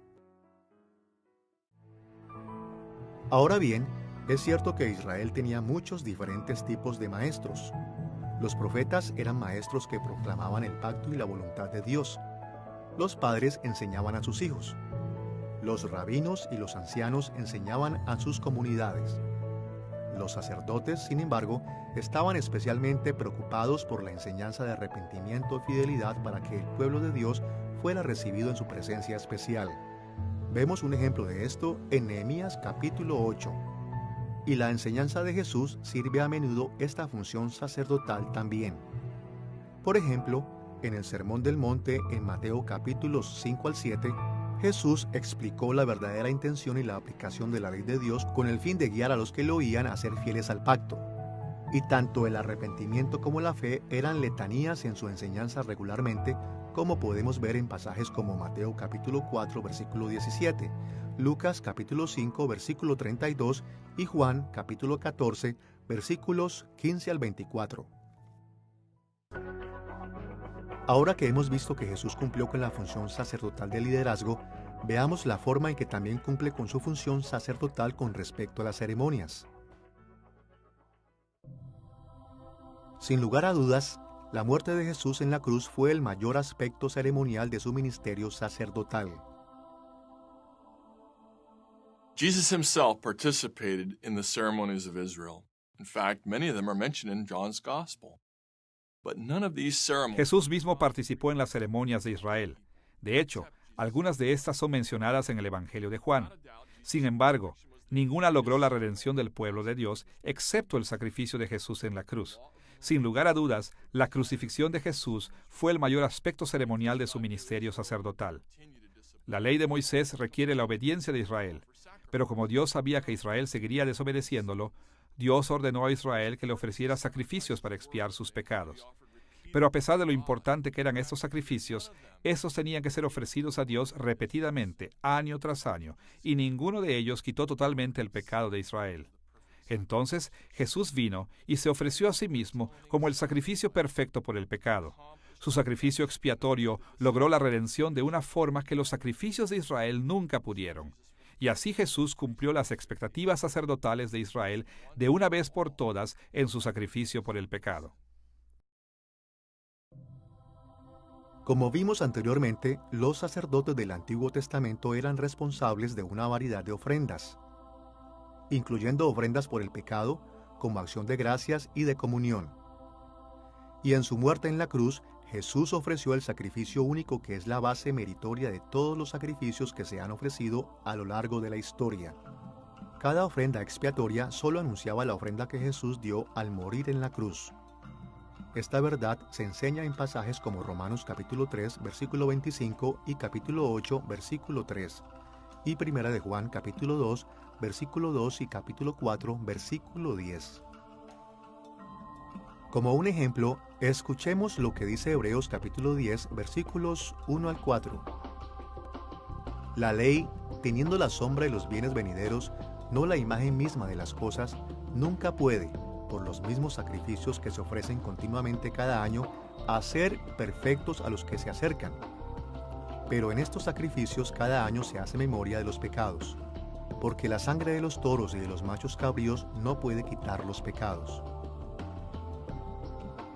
Los sacrificios del Antiguo Testamento beneficiaron a los adoradores de Dios no en base de los propios sacrificios, sino en las maneras en las que anticipan el sacrificio especial que Cristo finalmente haría en la cruz. Por otra parte, el beneficio que proporcionaban estuvo incompleto hasta el momento en que Jesús ofreció el sacrificio al que todos los otros sacrificios señalaban. Por ello, los sacrificios del Antiguo Testamento no fueron capaces de quitar el pecado de forma permanente. Eran simplemente el medio por el cual Dios posponía su ira y ejercía su paciencia hasta el momento en que Jesús muriera en la cruz. Jesús no solo era aquello que todas las ofrendas expiatorias anteriores habían señalado, también era la expiación final. Ahora que la ofrenda expiatoria se había cumplido en Jesús, ya no hay ninguna razón para ofrecer más. Esta es la razón por la cual los cristianos no presentamos las ofrendas expiatorias descritas en el Antiguo Testamento. No es porque creamos que son innecesarios. Por el contrario, sabemos que la expiación es absolutamente necesaria. La razón por la que no presentamos ofrendas para la expiación es que creemos que el sacrificio único de Jesús ha cumplido completamente con la necesidad de la expiación de los pueblos fieles de Dios en todas las épocas. Y gracias a este acto se ha asegurado nuestra santidad, haciéndonos capaces de habitar en la santa presencia especial de Dios. Como leemos en Hebreos capítulo 10, versículo 10. Somos santificados mediante la ofrenda del cuerpo de Jesucristo hecha una vez para siempre. El sacrificio de Jesús marcó el comienzo de la nueva era del reino de Dios. Fue el principio del final del exilio y el juicio del pueblo de Dios. Este sacrificio hizo posible que el perdón de Dios fuera accesible de manera directa a todas las naciones de la tierra, pero también marcó el fin de la paciencia y la tolerancia de Dios hacia muchos no creyentes. Como leemos en Hechos capítulo 17 versículo 30, antes del sacrificio de Cristo, Dios había sido lento para traer juicio contra aquellos que eran ignorantes de la verdad. Pero el sacrificio de Cristo anunció la verdad de una manera que hizo a la ignorancia mucho menos perdonable. Como resultado, Dios comenzó a llevar el juicio contra los pecadores con mayor frecuencia y gravedad al no arrepentirse ante la predicación del Evangelio. Después de haber visto cómo Jesús cumplió su función sacerdotal a través del liderazgo y de las ceremonias, veamos cómo se cumplió la función sacerdotal de la intercesión. Anteriormente en esta lección, hemos dicho que la intercesión es la mediación o petición a favor de otra persona. Esta es una de las cosas que caracteriza el ministerio terrenal de Jesús y que sigue caracterizando su ministerio en el cielo. Uno de los ejemplos más explícitos de la obra intercesora de Jesús en la Biblia es la oración que hizo por sus discípulos en la noche de su arresto y juicio, registrada en Juan capítulo 17. De hecho, a esta oración a menudo se le llama la oración sumo sacerdotal de Jesús. En esta oración, Jesús incluyó muchas peticiones de los apóstoles. Y en Juan capítulo 17 versículos 20 y 21, también oró en nombre de aquellos que se convertirían en sus discípulos a través de su ministerio de evangelización. Jesús continuó su obra de intercesión en su muerte en la cruz, en la cual medió entre Dios y la humanidad de la manera más eficaz posible. Y ahora que ha ascendido al cielo, se nos dice que continúa intercediendo por nosotros en el templo celestial mediante la presentación de su propia sangre en el altar y suplicándole al Padre por nosotros. Como leemos en Hebreos capítulo 7 versículos 24 y 25, Jesús, por cuanto permanece para siempre, tiene un sacerdocio inmutable, por lo cual puede también salvar perpetuamente a los que por él se acercan a Dios, viviendo siempre para interceder por ellos. Nuestra salvación está asegurada permanentemente porque Jesús, nuestro sumo sacerdote, está constantemente intercediendo por nosotros, pidiéndole al Padre que acepte el mérito de la muerte del Hijo como pago por todos los pecados que cometemos. Jesus perfectly fulfilled the function of the Old Testament priesthood. Jesús cumplió perfectamente la función de sacerdote del Antiguo Testamento. Proveyó liderazgo, realizó ceremonias, incluyendo la ceremonia más importante de todos los tiempos, su sacrificio en la cruz, y ofreció interceder por su pueblo. De hecho, Él sigue llevando a cabo estas funciones básicas hoy en día, a través de su iglesia y a través de su obra sumo sacerdotal en las cortes celestiales. Así que, como sus seguidores, es nuestra responsabilidad reconocer y confiar en Jesús como nuestro único acceso al Padre y someternos a su ministerio mientras Él nos prepara para entrar en la santa presencia especial de Dios. Tomando en cuenta los requisitos y las funciones de Jesús como sacerdote, veamos cómo cumplió con las expectativas del oficio sacerdotal del Antiguo Testamento. Como vimos anteriormente en esta lección, el desarrollo histórico del oficio sacerdotal creó la expectativa de que en el futuro el oficio del sacerdote seguiría mediando entre Dios y su pueblo para que las personas pudieran ser aceptadas en la santa presencia especial de Dios. Y ya hemos observado que Jesús cumplió las expectativas realizando las funciones del oficio de sacerdote. Por lo tanto, en esta sección de nuestra lección, vamos a centrar nuestra atención en la forma en la que Jesús cumplió las profecías específicas del Antiguo Testamento acerca del futuro de la función sacerdotal. Nuestra exposición de este tema se dividirá en 3 partes. En primer lugar, veremos la profecía referente al gran sumo sacerdote. En segundo lugar, estudiaremos la profecía acerca de este gran sacerdote que sirvió como rey. Y en tercer lugar, veremos la profecía en la que el pueblo de Dios se convertiría en un reino de sacerdotes. Empecemos viendo cómo Jesús cumplió la profecía del gran sumo sacerdote. De varias maneras, a veces de forma explícita, el Antiguo Testamento predijo que habría un futuro gran sumo sacerdote que daría paso a la era mesiánica y que sería de hecho el mismísimo Mesías. De acuerdo al Salmo 110, este gran sumo sacerdote sería de la orden de Melquisedec, lo que significa que no descendería de Aarón. También serviría en su oficio para siempre, lo que significa que la muerte no podría evitar que él cumpliese su función. Y de acuerdo al autor de Hebreos, todas estas profecías se cumplieron en Jesús. Hebreos capítulo 7 versículos 21 y 22 cita el Salmo 110 versículo 4 y comenta alrededor de este de esta forma: Juró el Señor y no se arrepentirá. Tú eres sacerdote para siempre. Por tanto, Jesús es hecho fiador de un mejor pacto. El autor de Hebreos dijo que cuando Dios juró que el Mesías sería un sacerdote para siempre, dejó claro de que el futuro gran sumo sacerdote sería el Mesías que traería el nuevo pacto. Y de acuerdo con este mismo pasaje en Hebreos, Jesús es el gran sumo sacerdote.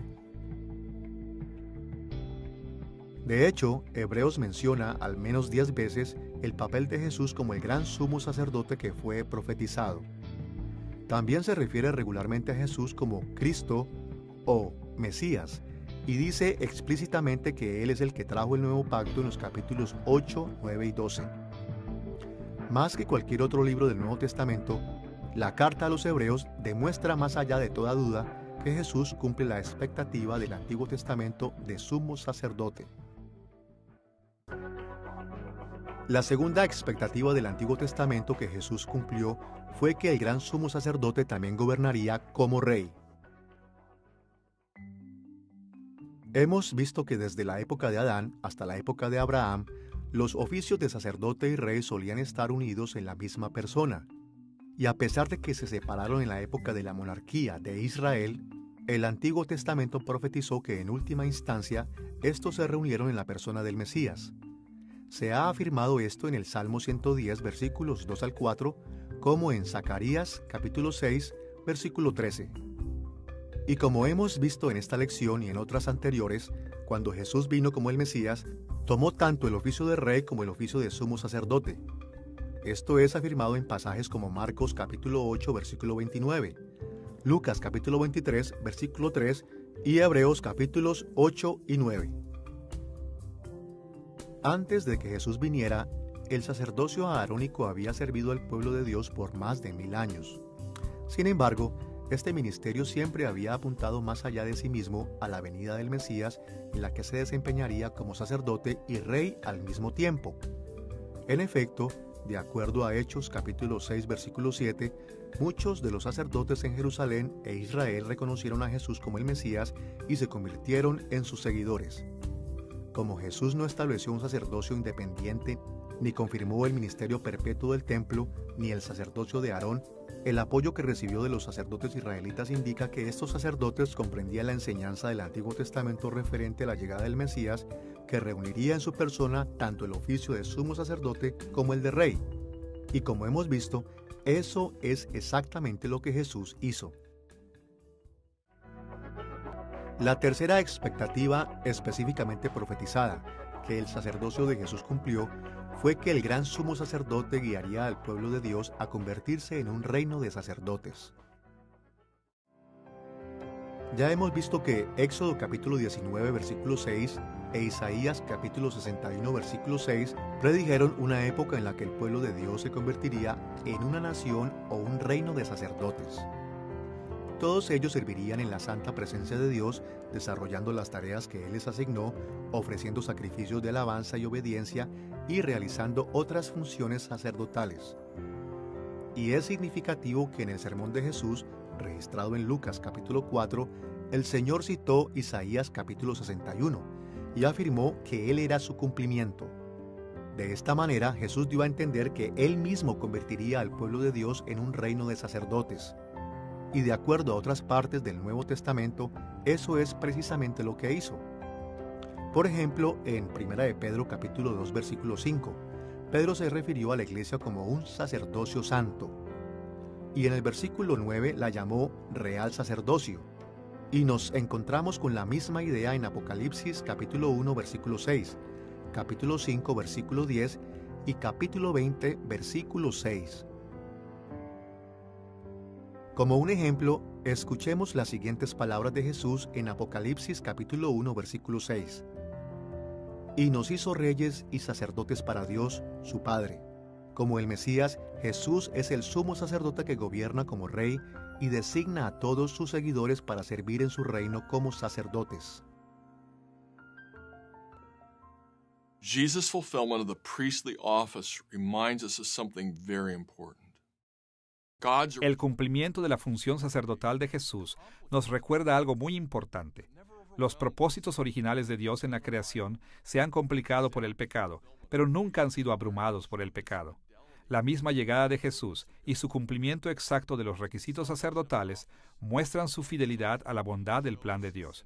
Su consolidación del oficio y su significado último demuestran su carácter central en el avance del plan de Dios.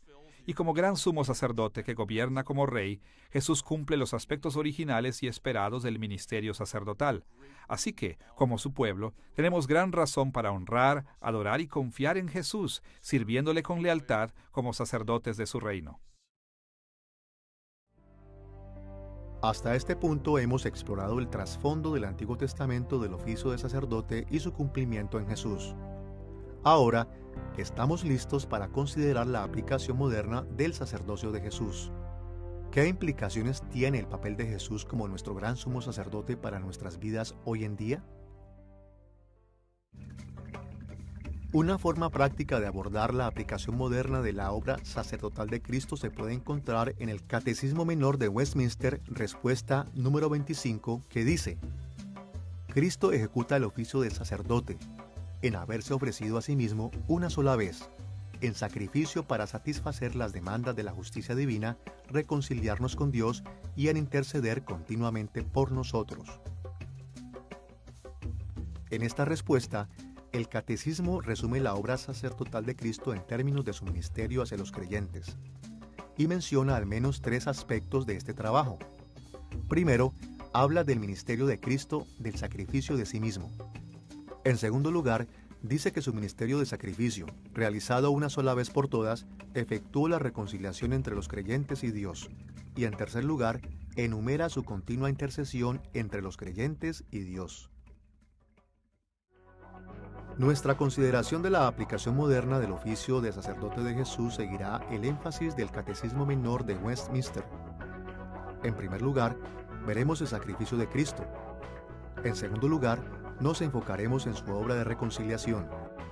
Y en tercer lugar, consideraremos la aplicación de la intercesión de Cristo. Reflexionemos primero en su sacrificio. Examinaremos la aplicación del sacrificio de Cristo, considerando 3 respuestas que debemos tener: confianza en Él para la salvación, servicio fiel a Él y a los que ama. y adoración. Comencemos viendo el tema de la confianza. Las Escrituras enseñan que el sacrificio de Jesús en la cruz es la única base efectiva para el regalo de la salvación de Dios. Cristo murió en la cruz para salvar a los pecadores. Él propició que Dios satisfaciera la justicia y la ira de Dios con el fin de expiar o quitarnos la culpa de todos los que tenemos fe en Él. Y esa fe es fundamental. Para poder recibir el perdón de los pecados que Cristo ofrece, tenemos que confiar en Él y solamente en Él.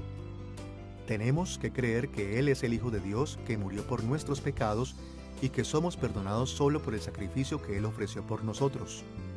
Las Escrituras hablan de esta verdad en pasajes como Juan capítulo 20, versículo 31, Romanos capítulo 10, versículos 9 y 10 y Juan capítulo 4, versículos 14 al 16. Los seguidores de Cristo debemos confiar en que nuestra salvación se basa en el sacrificio de Jesús y que es efectiva solo a causa de su obra. Nadie más puede salvarnos.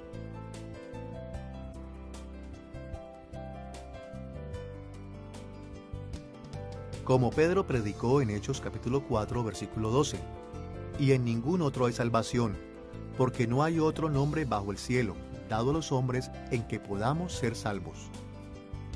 No podemos ganar la salvación. Ninguna iglesia o santo puede dárnosla. Tenemos que confiar solo en los méritos de Cristo y en su sacrificio para salvarnos solamente. Cuando ponemos nuestra confianza en Jesús solamente, podemos tener confianza y gozo ante Dios. Jesús hizo fielmente todo lo que el Padre le mandó. Y podemos estar seguros de que va a hacer fielmente todo lo que nos ha prometido a nosotros también. Como leemos en Hebreos capítulo 10, versículos 19 al 22. Así que, hermanos, teniendo libertad para entrar en el lugar santísimo por la sangre de Jesucristo, teniendo un gran sacerdote sobre la casa de Dios, acerquémonos con corazón sincero, en plena certidumbre de fe. La esperanza que se ha mencionado aquí podría llamarse confianza también. Es la firme creencia de que el sacrificio de Jesús es suficiente para expiar nuestros pecados y que no hay forma en que éste pueda fallar en salvarnos. Ahora que hemos considerado la confianza como respuesta al sacrificio de Cristo, reflexionemos en el servicio que su sacrificio debe inspirarnos a prestar. La Biblia enseña que el sacrificio que Jesús realizó por nosotros debe inspirarnos a servirle fielmente. A lo largo de Romanos capítulo 6, Pablo dejó claro que debido a que Jesús murió para salvarnos, estamos obligados a amarle y obedecerle.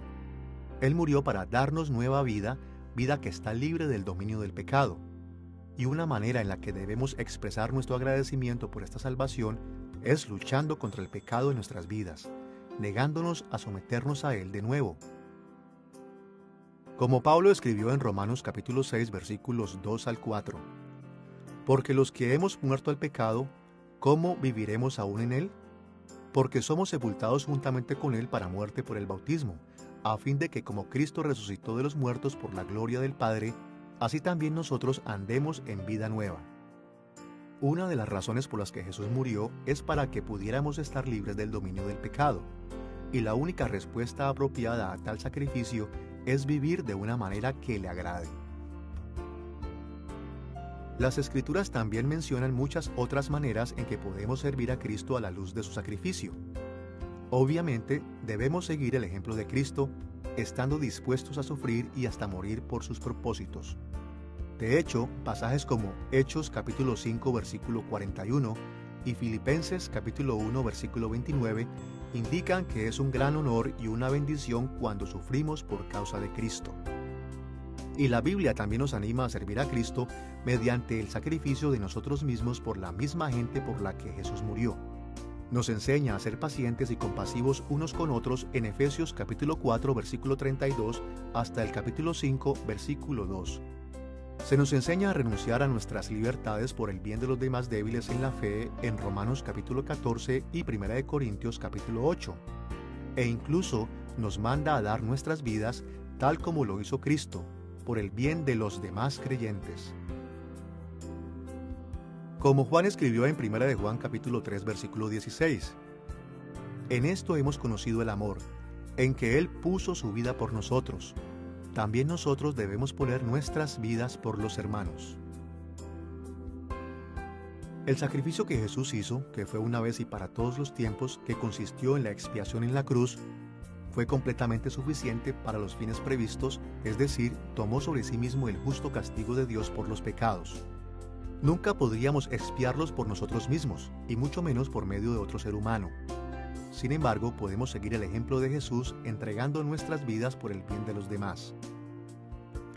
Y si es que debiéramos estar dispuestos a morir por ellos, entonces también debemos estar dispuestos a hacer sacrificios menores para ellos, empezando con nuestro tiempo, nuestro dinero, nuestra comodidad y nuestras posesiones con el fin de servirles. It's easy to talk about how important it is to love others and to sacrifice for them. Es fácil hablar de lo importante que es amar a los demás y sacrificarse por ellos. Pero a veces es difícil seguir adelante con estas ideas.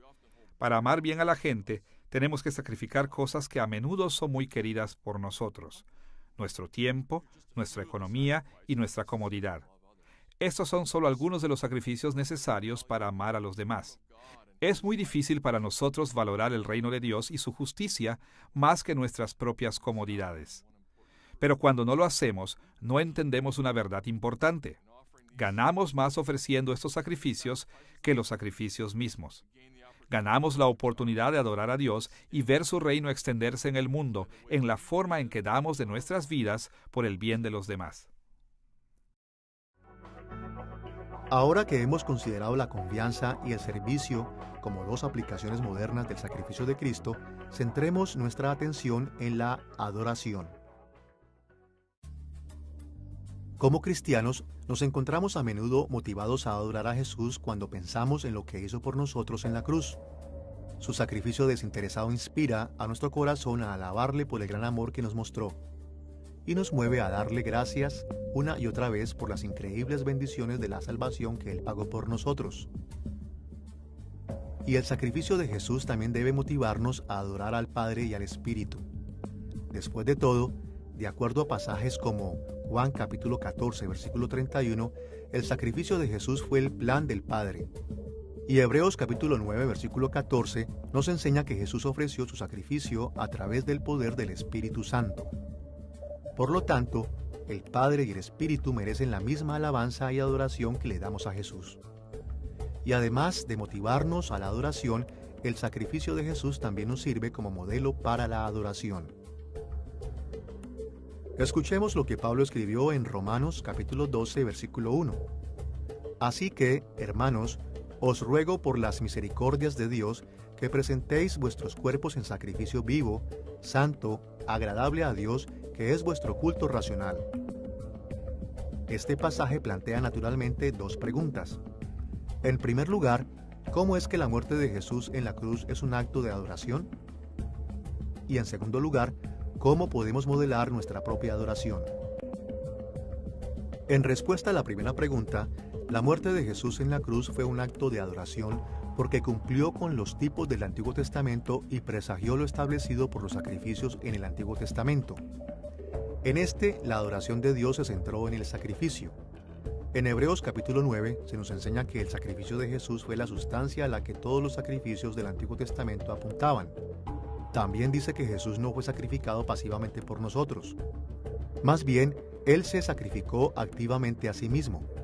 Él era el sumo sacerdote que siguió las normas de adoración del antiguo pacto y se presentó a Dios como un acto de adoración sacrificial.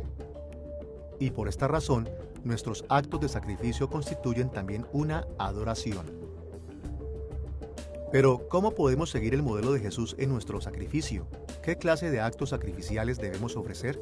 Pues bien, las Escrituras indican muchas cosas que podemos hacer y que cuenta Dios como sacrificio. Como ya hemos visto, Romanos capítulo 12, versículo 1, dice que una manera de imitar el sacrificio de Cristo es ofrecer nuestros cuerpos a Dios. Pero el versículo 2 continúa explicando el significado de esto. No debemos conformarnos con el comportamiento del mundo, sino que debemos dejar que nuestras mentes renovadas en Cristo nos lleven a nuevos patrones de comportamiento. Debemos abstenernos de usos pecaminosos de nuestro cuerpo y comportarnos de nuevas maneras que honren a Dios. Efesios capítulo 5 versículos 1 y 2 enseña que una segunda manera de imitar el sacrificio de Cristo es viviendo una vida de amor. La muerte de Jesús en la cruz es el máximo acto de amor.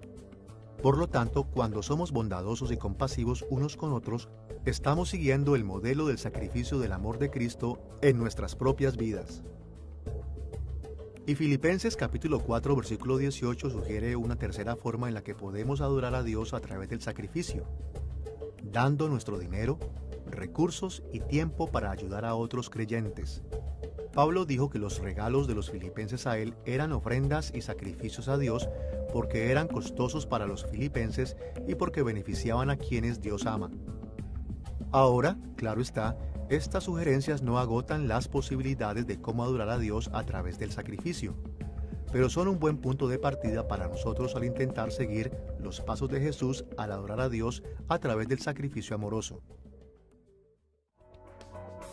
Ahora que hemos visto algunas maneras en las que podemos extraer aplicaciones prácticas del sacrificio de Jesús, estamos listos para ver cómo su reconciliación sacerdotal debería impactar nuestras vidas. Veremos la aplicación moderna de la reconciliación sacerdotal de Jesús de tres maneras. En primer lugar, veremos que ésta nos pone en paz con Dios. En segundo lugar, veremos la unidad que fomenta. Y en tercer lugar, consideraremos la misión que nos asigna. Veamos primero nuestra paz con Dios.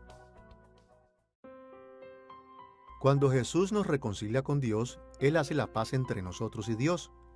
Antes de esta reconciliación, nuestra rebelión contra Dios nos había hecho sus enemigos, como leemos en pasajes como Romanos capítulo 5, versículo 10 y Efesios capítulo 2, versículo 2. En ese momento nos merecíamos la justicia y la ira de Dios. Pero para reconciliarnos con Dios, Jesús puso fin a esta enemistad. Satisfizo la ira de Dios e hizo la paz entre nosotros. Ahora, en lugar de ser enemigos de Dios, somos hijos que Él ama y ciudadanos fieles en su reino. Y esto significa que no tenemos que temer a Dios de la manera en que tememos a los enemigos. Nunca debemos pensar que nos quiere destruir. Nuestras vidas están escondidas en Cristo, para que la misma paz que existe entre Dios Padre y Dios Hijo también exista entre nosotros y Dios. Y este tipo de paz debe mover nuestros corazones a alabar, nuestras manos a actuar y nuestras mentes a conocer y entender más y más acerca de nuestro gran Dios. Escuchemos la manera en que Pablo habló de esto en Colosenses capítulo 1 versículos 19 al 22. Por cuanto agradó al Padre que en él habitase toda plenitud, y por medio de él reconciliar consigo todas las cosas, haciendo la paz mediante la sangre de su cruz. Erais en otro tiempo extraños y enemigos en vuestra mente, haciendo malas obras. Ahora os ha reconciliado en su cuerpo de carne, por medio de la muerte, para presentaros santos y sin mancha e irreprensibles delante de él. La paz que tenemos con Dios debe mover nuestros corazones a alabar a Dios, proclamando y dándole gracias por su gran bondad para con nosotros. Esto nos debe inspirar a hablar palabras de Dios y acerca de Dios y de su carácter en la oración. Esto nos debe motivar a meditar sobre las grandes obras que ha hecho en nuestras vidas, a encontrar nuevas formas para amarle y obedecerle. Y nos debe dar el deseo de animar a aquellos que nos rodean, recordándoles de la paz que los creyentes ya tenemos con Dios y que los no creyentes también pueden tener si se reconcilian con Él. Nuestra paz con Dios también debe mover nuestras manos para actuar. Hay que hacer la paz con los demás seres humanos. Debemos demostrar las bendiciones del reino de paz de Dios en forma de justicia moral y social y de atención a los más necesitados. Y debemos consolar y aconsejar a aquellos que están descorazonados por la falta de paz y bendición en sus vidas. Y la paz que tenemos con Dios debería motivarnos a conocer y a entender más acerca de nuestro gran Dios y Salvador. Su palabra nos dice que debemos conformar nuestras mentes al modo de pensar de Dios, siguiendo el modelo de sus pensamientos, y descansar tranquilamente sabiendo que Él es suficiente, sin preocuparnos de que Dios nos abandone en el mundo, sino seguir confiados en el conocimiento de que Él nos ama y nos cuida. Una segunda forma en la que el ministerio de reconciliación sacerdotal de Jesús se aplica a nuestras vidas está en las manifestaciones de unidad en el pueblo de Dios. Un tema que aparece con frecuencia en el Nuevo Testamento es que aquellos que aman a Dios también amarán al pueblo que Dios ama. Como leemos en 1 de Juan capítulo 4, versículo 21, el que ama a Dios, ame también a su hermano. Cuando Dios se reconcilia con una persona, debemos reconciliarnos con esa persona también. Por eso el apóstol Pablo le insistió a sus lectores a reconocer el gran don de la reconciliación que ellos habían recibido de Dios y a expresarlo en unidad con otros creyentes. En la iglesia primitiva, a menudo se aplicaba esta idea cuando las relaciones estaban tensas entre los judíos y los gentiles en la iglesia. Escuchemos lo que dijo en Efesios capítulo 2, versículos 13 al 16. Pero ahora en Cristo Jesús, vosotros que en otro tiempo estabais lejos, habéis sido hechos cercanos por la sangre de Cristo, para crear en sí mismo de los dos un solo y nuevo nombre, haciendo la paz, y mediante la cruz reconciliar con Dios a ambos en un solo cuerpo, matando en ella las enemistades. Encontramos un énfasis similar en la unidad en pasajes como Juan capítulo 17, versículo 23, Romanos capítulo 15, versículo 5, y Efesios capítulo 4, versículos del 3 al 13. Además de la paz y la unidad, una tercera aplicación que podemos sacar del ministerio sacerdotal de reconciliación de Cristo es la misión que se nos ha asignado para realizar nuestro propio ministerio de reconciliación en el mundo. El ministerio de reconciliación sacerdotal de Jesús aún no se ha completado. Su sacrificio compró y garantizó la reconciliación, pero la reconciliación aún no se ha aplicado a todo el mundo. Por lo tanto, en esta etapa de la historia, Jesús designó a la Iglesia para continuar su ministerio de reconciliación. Somos sus embajadores de reconciliación, y es nuestro deber anunciar el Evangelio que reconcilia a los pecadores con Dios. Escuchemos cómo Pablo describe nuestra misión en 2 de Corintios capítulo 5, versículos 18 al 20. Y todo esto proviene de Dios, quien nos reconcilió consigo mismo por Cristo y nos dio el ministerio de la reconciliación. Que Dios estaba en Cristo reconciliando consigo al mundo, no tomándoles en cuenta a los hombres sus pecados, y nos encargó a nosotros la palabra de la reconciliación. Así que somos embajadores en nombre de Cristo, como si Dios rogase por medio de nosotros. Os rogamos en nombre de Cristo. Reconciliaos con Dios. La ofrenda de reconciliación con Dios sigue siendo un ministerio vital de la Iglesia. Pablo dijo a los corintios que Dios nos reconcilió consigo mismo a través de Cristo y que continúa reconciliando a todo el mundo consigo mismo. Y es nuestra responsabilidad como discípulos de Cristo proclamar este mensaje a otros para que ellos también puedan ser reconciliados con Dios por medio de Él. Hacemos esto principalmente al anunciar las buenas nuevas de que a través de la vida, muerte, resurrección y ascensión de Cristo, los pecadores pueden encontrar paz con Dios. Ahora que hemos visto el ministerio sacerdotal de Jesús en términos de sacrificio y reconciliación, hay que reflexionar en la aplicación moderna de la intercesión sacerdotal de Jesús. Examinaremos la aplicación moderna de la intercesión sacerdotal de Jesús en 2 puntos. En primer lugar, veremos que nos permite recurrir nosotros mismos a Dios. Y en segundo lugar, veremos que la intercesión de Cristo nos obliga a abogar por otras personas. Veamos primero la forma en que nos permite recurrir a Dios en nuestra propia necesidad. Como hemos visto, Jesús intercede por nosotros recordándole a Dios Padre de su sacrificio por nosotros y pidiéndole al Padre que nos perdone y nos bendiga a partir de este sacrificio. Y como el Padre ama al Hijo y valora su sacrificio, responde positivamente a la intercesión del Hijo por nosotros. Él escucha y responde a las peticiones sacerdotales de Cristo, por lo que el perdón, la santificación, la vida y todas las demás bendiciones de la salvación pueden ser aplicadas a nosotros de manera continua. Y una consecuencia de esto es que podemos acercarnos al Padre todos los días con nuestras necesidades, sabiendo que Él escucha nuestras oraciones porque nuestro gran sumo sacerdote está orando por nosotros. Esto lo vemos en Efesios capítulo 3, versículo 12, Hebreos capítulo 10, versículo 19 y muchos otros pasajes. Como un ejemplo, escuchemos Hebreos capítulo 4, versículos 14 al 16. Por tanto, teniendo un gran sumo sacerdote que traspasó los cielos, Jesús, el Hijo de Dios, retengamos nuestra profesión, porque no tenemos un sumo sacerdote que no pueda compadecerse de nuestras debilidades, sino uno que fue tentado en todo según nuestra semejanza, pero sin pecado. Acerquémonos pues confiadamente al trono de la gracia para alcanzar misericordia y hallar gracia para el oportuno socorro. Como el autor de Hebreos señaló, Jesús traspasó los cielos, es decir, que ha entrado en el santuario celestial con su propia sangre con el fin de interceder por nosotros, y que gracias a su intercesión podamos tener la confianza de que Dios nos favorece y está dispuesto a darnos su misericordia y gracia cuando le oramos.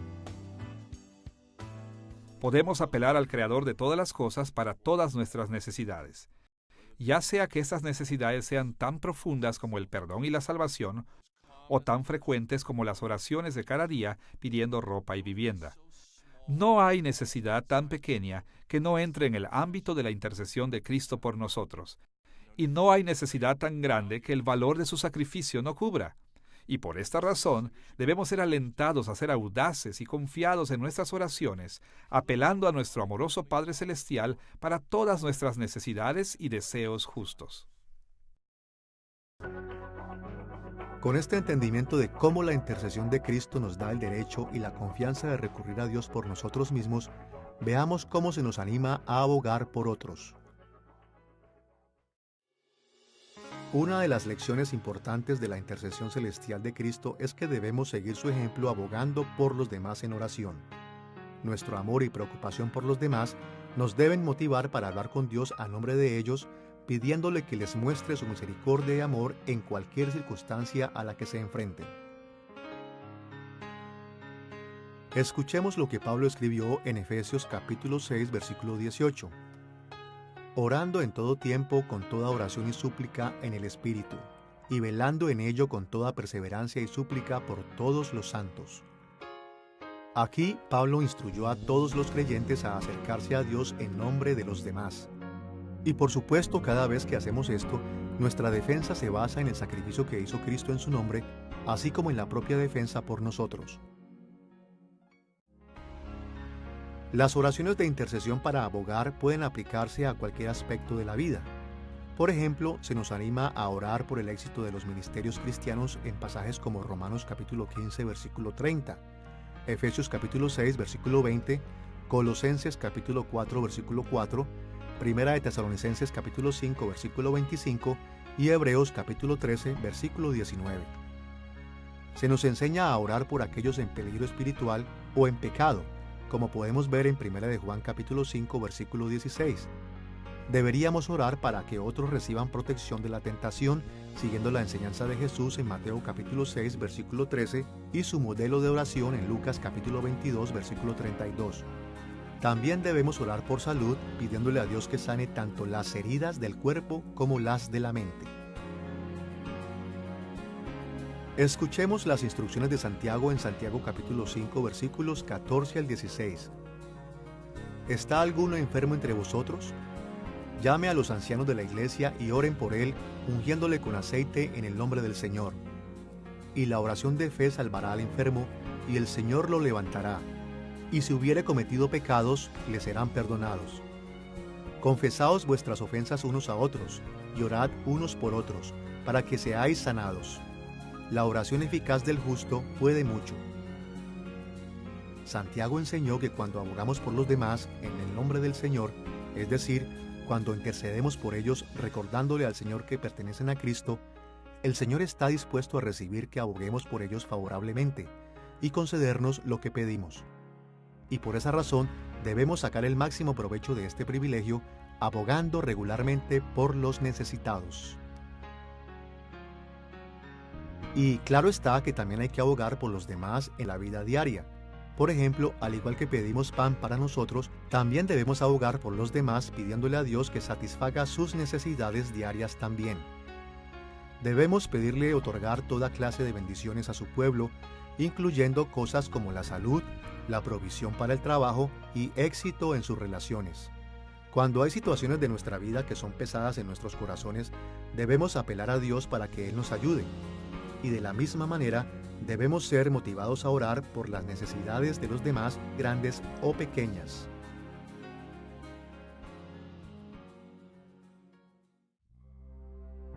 En esta lección de Jesús como sacerdote, hemos visto el trasfondo del Antiguo Testamento del oficio de Jesús al ver que Dios le ordenó a los sacerdotes preparar y dirigir al pueblo de Dios a su santa presencia especial para que recibieran su bendición. También hemos visto cómo Jesús cumplió este oficio en el Nuevo Testamento al ser nuestro gran sumo sacerdote. Y hemos considerado algunas de las maneras en que podemos aplicar los principios del ministerio sacerdotal de Jesús a nuestras vidas en el mundo moderno. Jesús es el cumplimiento final del oficio bíblico de sacerdote. Como nuestro gran sumo sacerdote, nos está preparando para vivir en la santa presencia de Dios y ser bendecidos por Dios de maneras sorprendentes. Y esas bendiciones no están reservadas exclusivamente para el futuro. A través del sacrificio de Jesús y de su intercesión, el Padre está dispuesto a darnos un anticipo de la vida eterna en este momento en el mundo actual. Por esa razón, como seguidores de Cristo, debemos regocijarnos en el ministerio sacerdotal de Jesús y esperar el día en el que seremos recibidos por el mismísimo Jesús en la presencia especial de Dios en el nuevo cielo y la nueva tierra. También debemos contar con y aprovechar el actual ministerio de Cristo como nuestro gran sumo sacerdote, que incluso en este momento está intercediendo por nosotros en las cortes celestiales.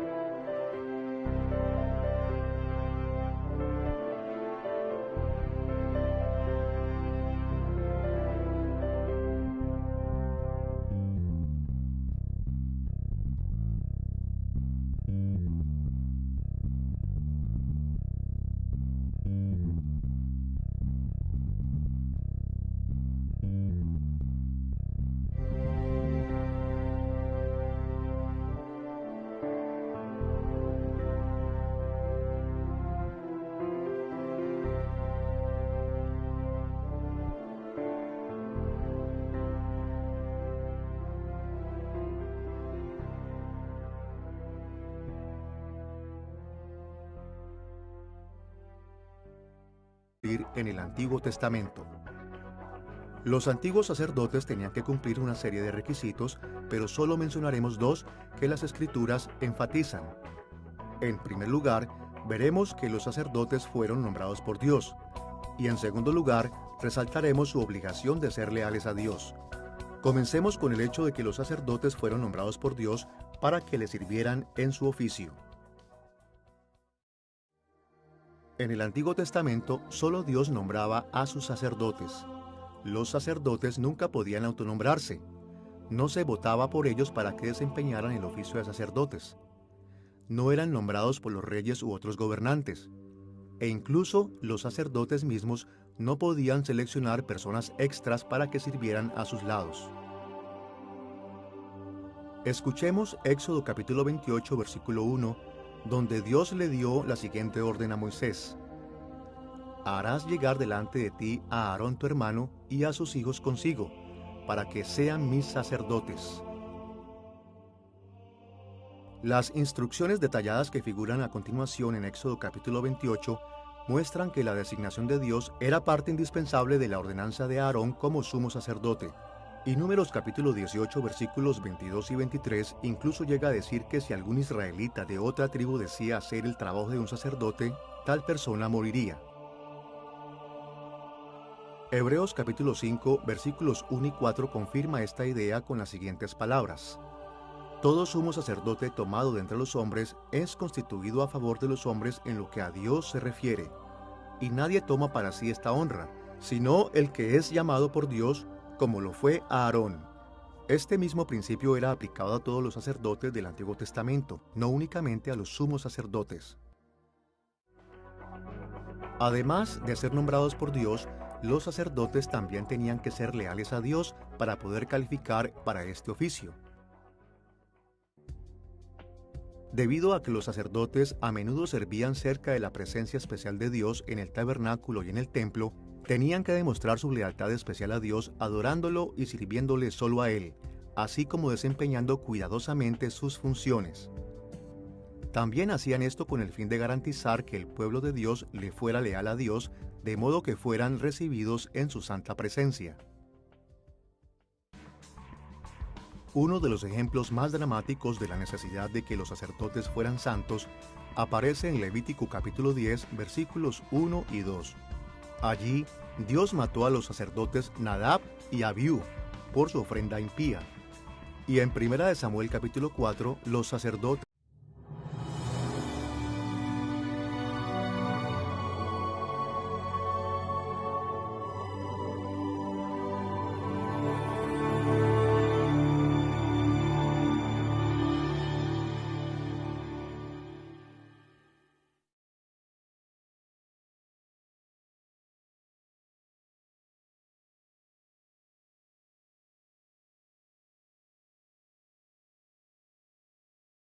Most of us can barely imagine being invited to meet someone very famous and powerful, but we all know how we might react. We'd say to ourselves, La mayoría de nosotros apenas si podemos imaginar cómo sería que nos invitaran a conocer a alguien muy famoso y poderoso. Pero todos sabemos muy bien cómo reaccionaríamos. Nos diríamos a nosotros mismos, ¿alguien me presentará? ¿Qué me pongo? ¿Qué debo hacer? ¿Qué debo decir? ¿Quién me puede enseñar cómo actuar cuando esté ahí? Imaginemos que nos invitaran a la sala del trono glorioso de Dios, aquel que creó todas las cosas. ¿Cómo reaccionaríamos? Nos diríamos, ¿alguien me presentará a Dios? ¿Qué debo hacer? ¿Qué debo decir? ¿Quién me puede enseñar cómo actuar en la presencia de Dios? Afortunadamente, hay alguien que nos puede preparar para reunirnos con Dios, que nos puede presentar y puede hacer que Dios nos vea de manera favorable para no tener que temer su juicio. Y por supuesto, esta persona es Jesucristo, y Él es nuestro gran sumo sacerdote. Esta es la lección 4 de nuestra serie Creemos en Jesús, y la hemos titulado El Sacerdote. En esta lección estudiaremos las formas en las que Jesús cumple con el oficio bíblico de sacerdote mediando el pacto entre Dios y su pueblo. Como hemos visto en lecciones anteriores, en el Antiguo Testamento Dios instituyó 3 oficios a través de los cuales administró su reino: los oficios de profeta, sacerdote y rey. Y en la etapa final del reino de Dios, comúnmente llamada la era del Nuevo Testamento, los 3 oficios encuentran su máximo cumplimiento en Jesús. Por esta razón, estudiar la importancia y función de estos oficios a lo largo de la historia puede ayudarnos a comprender la administración actual de Jesús del reino de Dios, así como las bendiciones y las obligaciones de sus fieles seguidores. En esta lección nos enfocaremos en el oficio de Jesús como sacerdote. Definiremos al sacerdote como una persona que media entre Dios y su pueblo para que Dios lo reciba en su santa presencia especial para concederle su bendición. Todos sabemos que Dios está presente en todas partes todo el tiempo, de manera invisible, pero en ciertos momentos y lugares también se manifiesta de formas especiales y visibles. Por ejemplo, lo hace en el radiante esplendor de la sala de su trono celestial, y a veces lo hace en la tierra también. Y cuando las criaturas nos acercamos a este tipo de manifestación de Dios, debemos estar bien preparados, representados y guiados para poder recibir la aprobación y la bendición de Dios. En la Biblia, este tipo de preparación, representación y orientación era el trabajo de los sacerdotes. Al igual que en la lección sobre el oficio profético de Jesús, esta lección sobre su oficio de sacerdote abarcará tres temas principales. En primer lugar, examinaremos el trasfondo del Antiguo Testamento para la función sacerdotal. En segundo lugar, estudiaremos el cumplimiento de este oficio en la persona y la obra de Jesús. Y en tercer lugar, consideraremos la aplicación moderna de la obra sacerdotal de Jesús. Veamos primero el trasfondo del Antiguo Testamento del oficio sacerdotal de Jesús. Cuando la mayoría de los cristianos pensamos acerca del sacerdocio en el Antiguo Testamento, nuestras mentes se dirigen inmediatamente a Aarón y a sus descendientes, que fueron ordenados como sacerdotes en los días de Moisés, tal como leemos en Levítico capítulos 8 y 9. Pero es importante reconocer que incluso antes de la época de Moisés, ya había sacerdotes que servían a Dios. Incluso antes de la caída en el pecado, Dios le ordenó a Adán, el padre de la raza humana, que fuera su sacerdote. Y después de Adán, toda la humanidad fue llamada originalmente para ser sacerdotes de Dios en un sentido general. Encontramos a hombres como Melquisedec en la época de Abraham, que es mencionado en Génesis capítulo 14. Él era tanto el rey como el sacerdote de Salem. Job capítulo 1 indica que el mismo Job actuaba como sacerdote para su familia. Y de acuerdo a Éxodo capítulo 3, Jetro era sacerdote de Dios en Madián. Finalmente, Dios estableció un sacerdocio oficial y exclusivo en el que Aarón y sus descendientes sustituyeron todas las demás formas de sacerdocio. Pero todas estas clases diferentes de hombres eran verdaderos sacerdotes del Señor, y cada uno es parte del trasfondo del sacerdocio de Jesús en el Antiguo Testamento.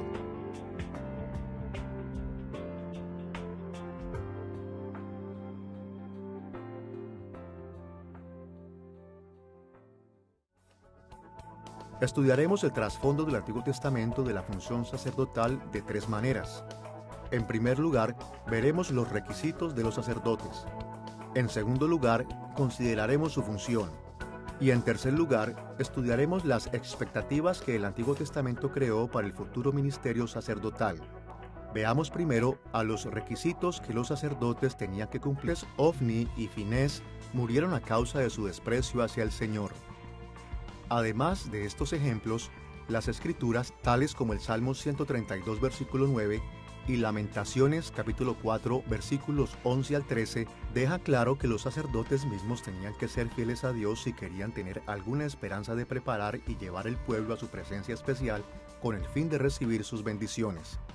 De lo contrario, acercarse a Dios daría lugar a un severo juicio. Después de haber visto los requisitos de los sacerdotes en el Antiguo Testamento, veamos su función. Consideraremos tres aspectos de la función de los sacerdotes. En primer lugar, veremos el liderazgo que proporcionaron. En segundo lugar, estudiaremos las ceremonias que realizaron. Y en tercer lugar, consideraremos su intercesión en nombre de los demás. Comencemos con el liderazgo que los sacerdotes proporcionaron. Los sacerdotes del Antiguo Testamento proporcionaron liderazgo para el pueblo de Dios de varias maneras. Sin embargo, para nuestros propósitos resumiremos esto en tres partes. En primer lugar, la adoración fue una de las áreas más importantes en las que los sacerdotes proporcionaron liderazgo. La adoración fue una parte importante a la hora de preparar y dirigir al pueblo de Dios hacia su santa presencia especial. En Israel, los sacerdotes y levitas presidían todos los actos nacionales de adoración, así como las fiestas anuales de Israel. También llevaban a cabo la adoración diaria en el tabernáculo y en el templo, además de servicios especiales en el día de reposo semanal, y guiaban a los participantes en la alabanza y el canto.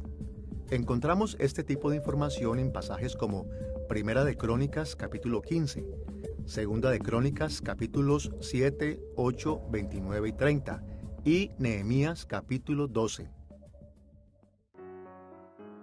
En segundo lugar, los sacerdotes proporcionaron una orientación especial en forma de juicios civiles y de rituales, y lo hicieron principalmente mediante la aplicación de la ley de Dios a las circunstancias que se enfrentaban. Este hecho se menciona en muchos pasajes como Éxodo capítulo 28 versículos 29 y 30, Números capítulo 21, versículo 27, Deuteronomio 21, versículo 5 y Ezequiel capítulo 44, versículo 24. Por ejemplo, escuchemos la manera en que Moisés describió los juicios civiles que los sacerdotes podían llevar a cabo en Deuteronomio capítulo 17, versículos 8 y 9. Cuando alguna cosa te fuere difícil en el juicio, entre una clase de homicidio y otra, entre una clase de derecho legal y otra, y entre una clase de herida y otra, en negocios de litigio, vendrás a los sacerdotes levitas y al juez que hubiere en aquellos días y preguntarás, y ellos te enseñarán la sentencia del juicio. Como este pasaje indica, los asuntos legales se resolvían normalmente en los tribunales locales, pero en casos particularmente difíciles, la gente podía ir a los sacerdotes o jueces especiales quienes llevarían a cabo los juicios. De hecho, en Éxodo capítulo 18, Jetro, sacerdote de Madián, le dijo al mismo Moisés cómo organizar los tribunales y los jueces de Israel. El sacerdocio de Jetro lo había hecho una autoridad en tales asuntos. Las decisiones y la orientación sacerdotal también incluía investigar, interpretar y juzgar los asuntos relacionados con la salud y la santidad.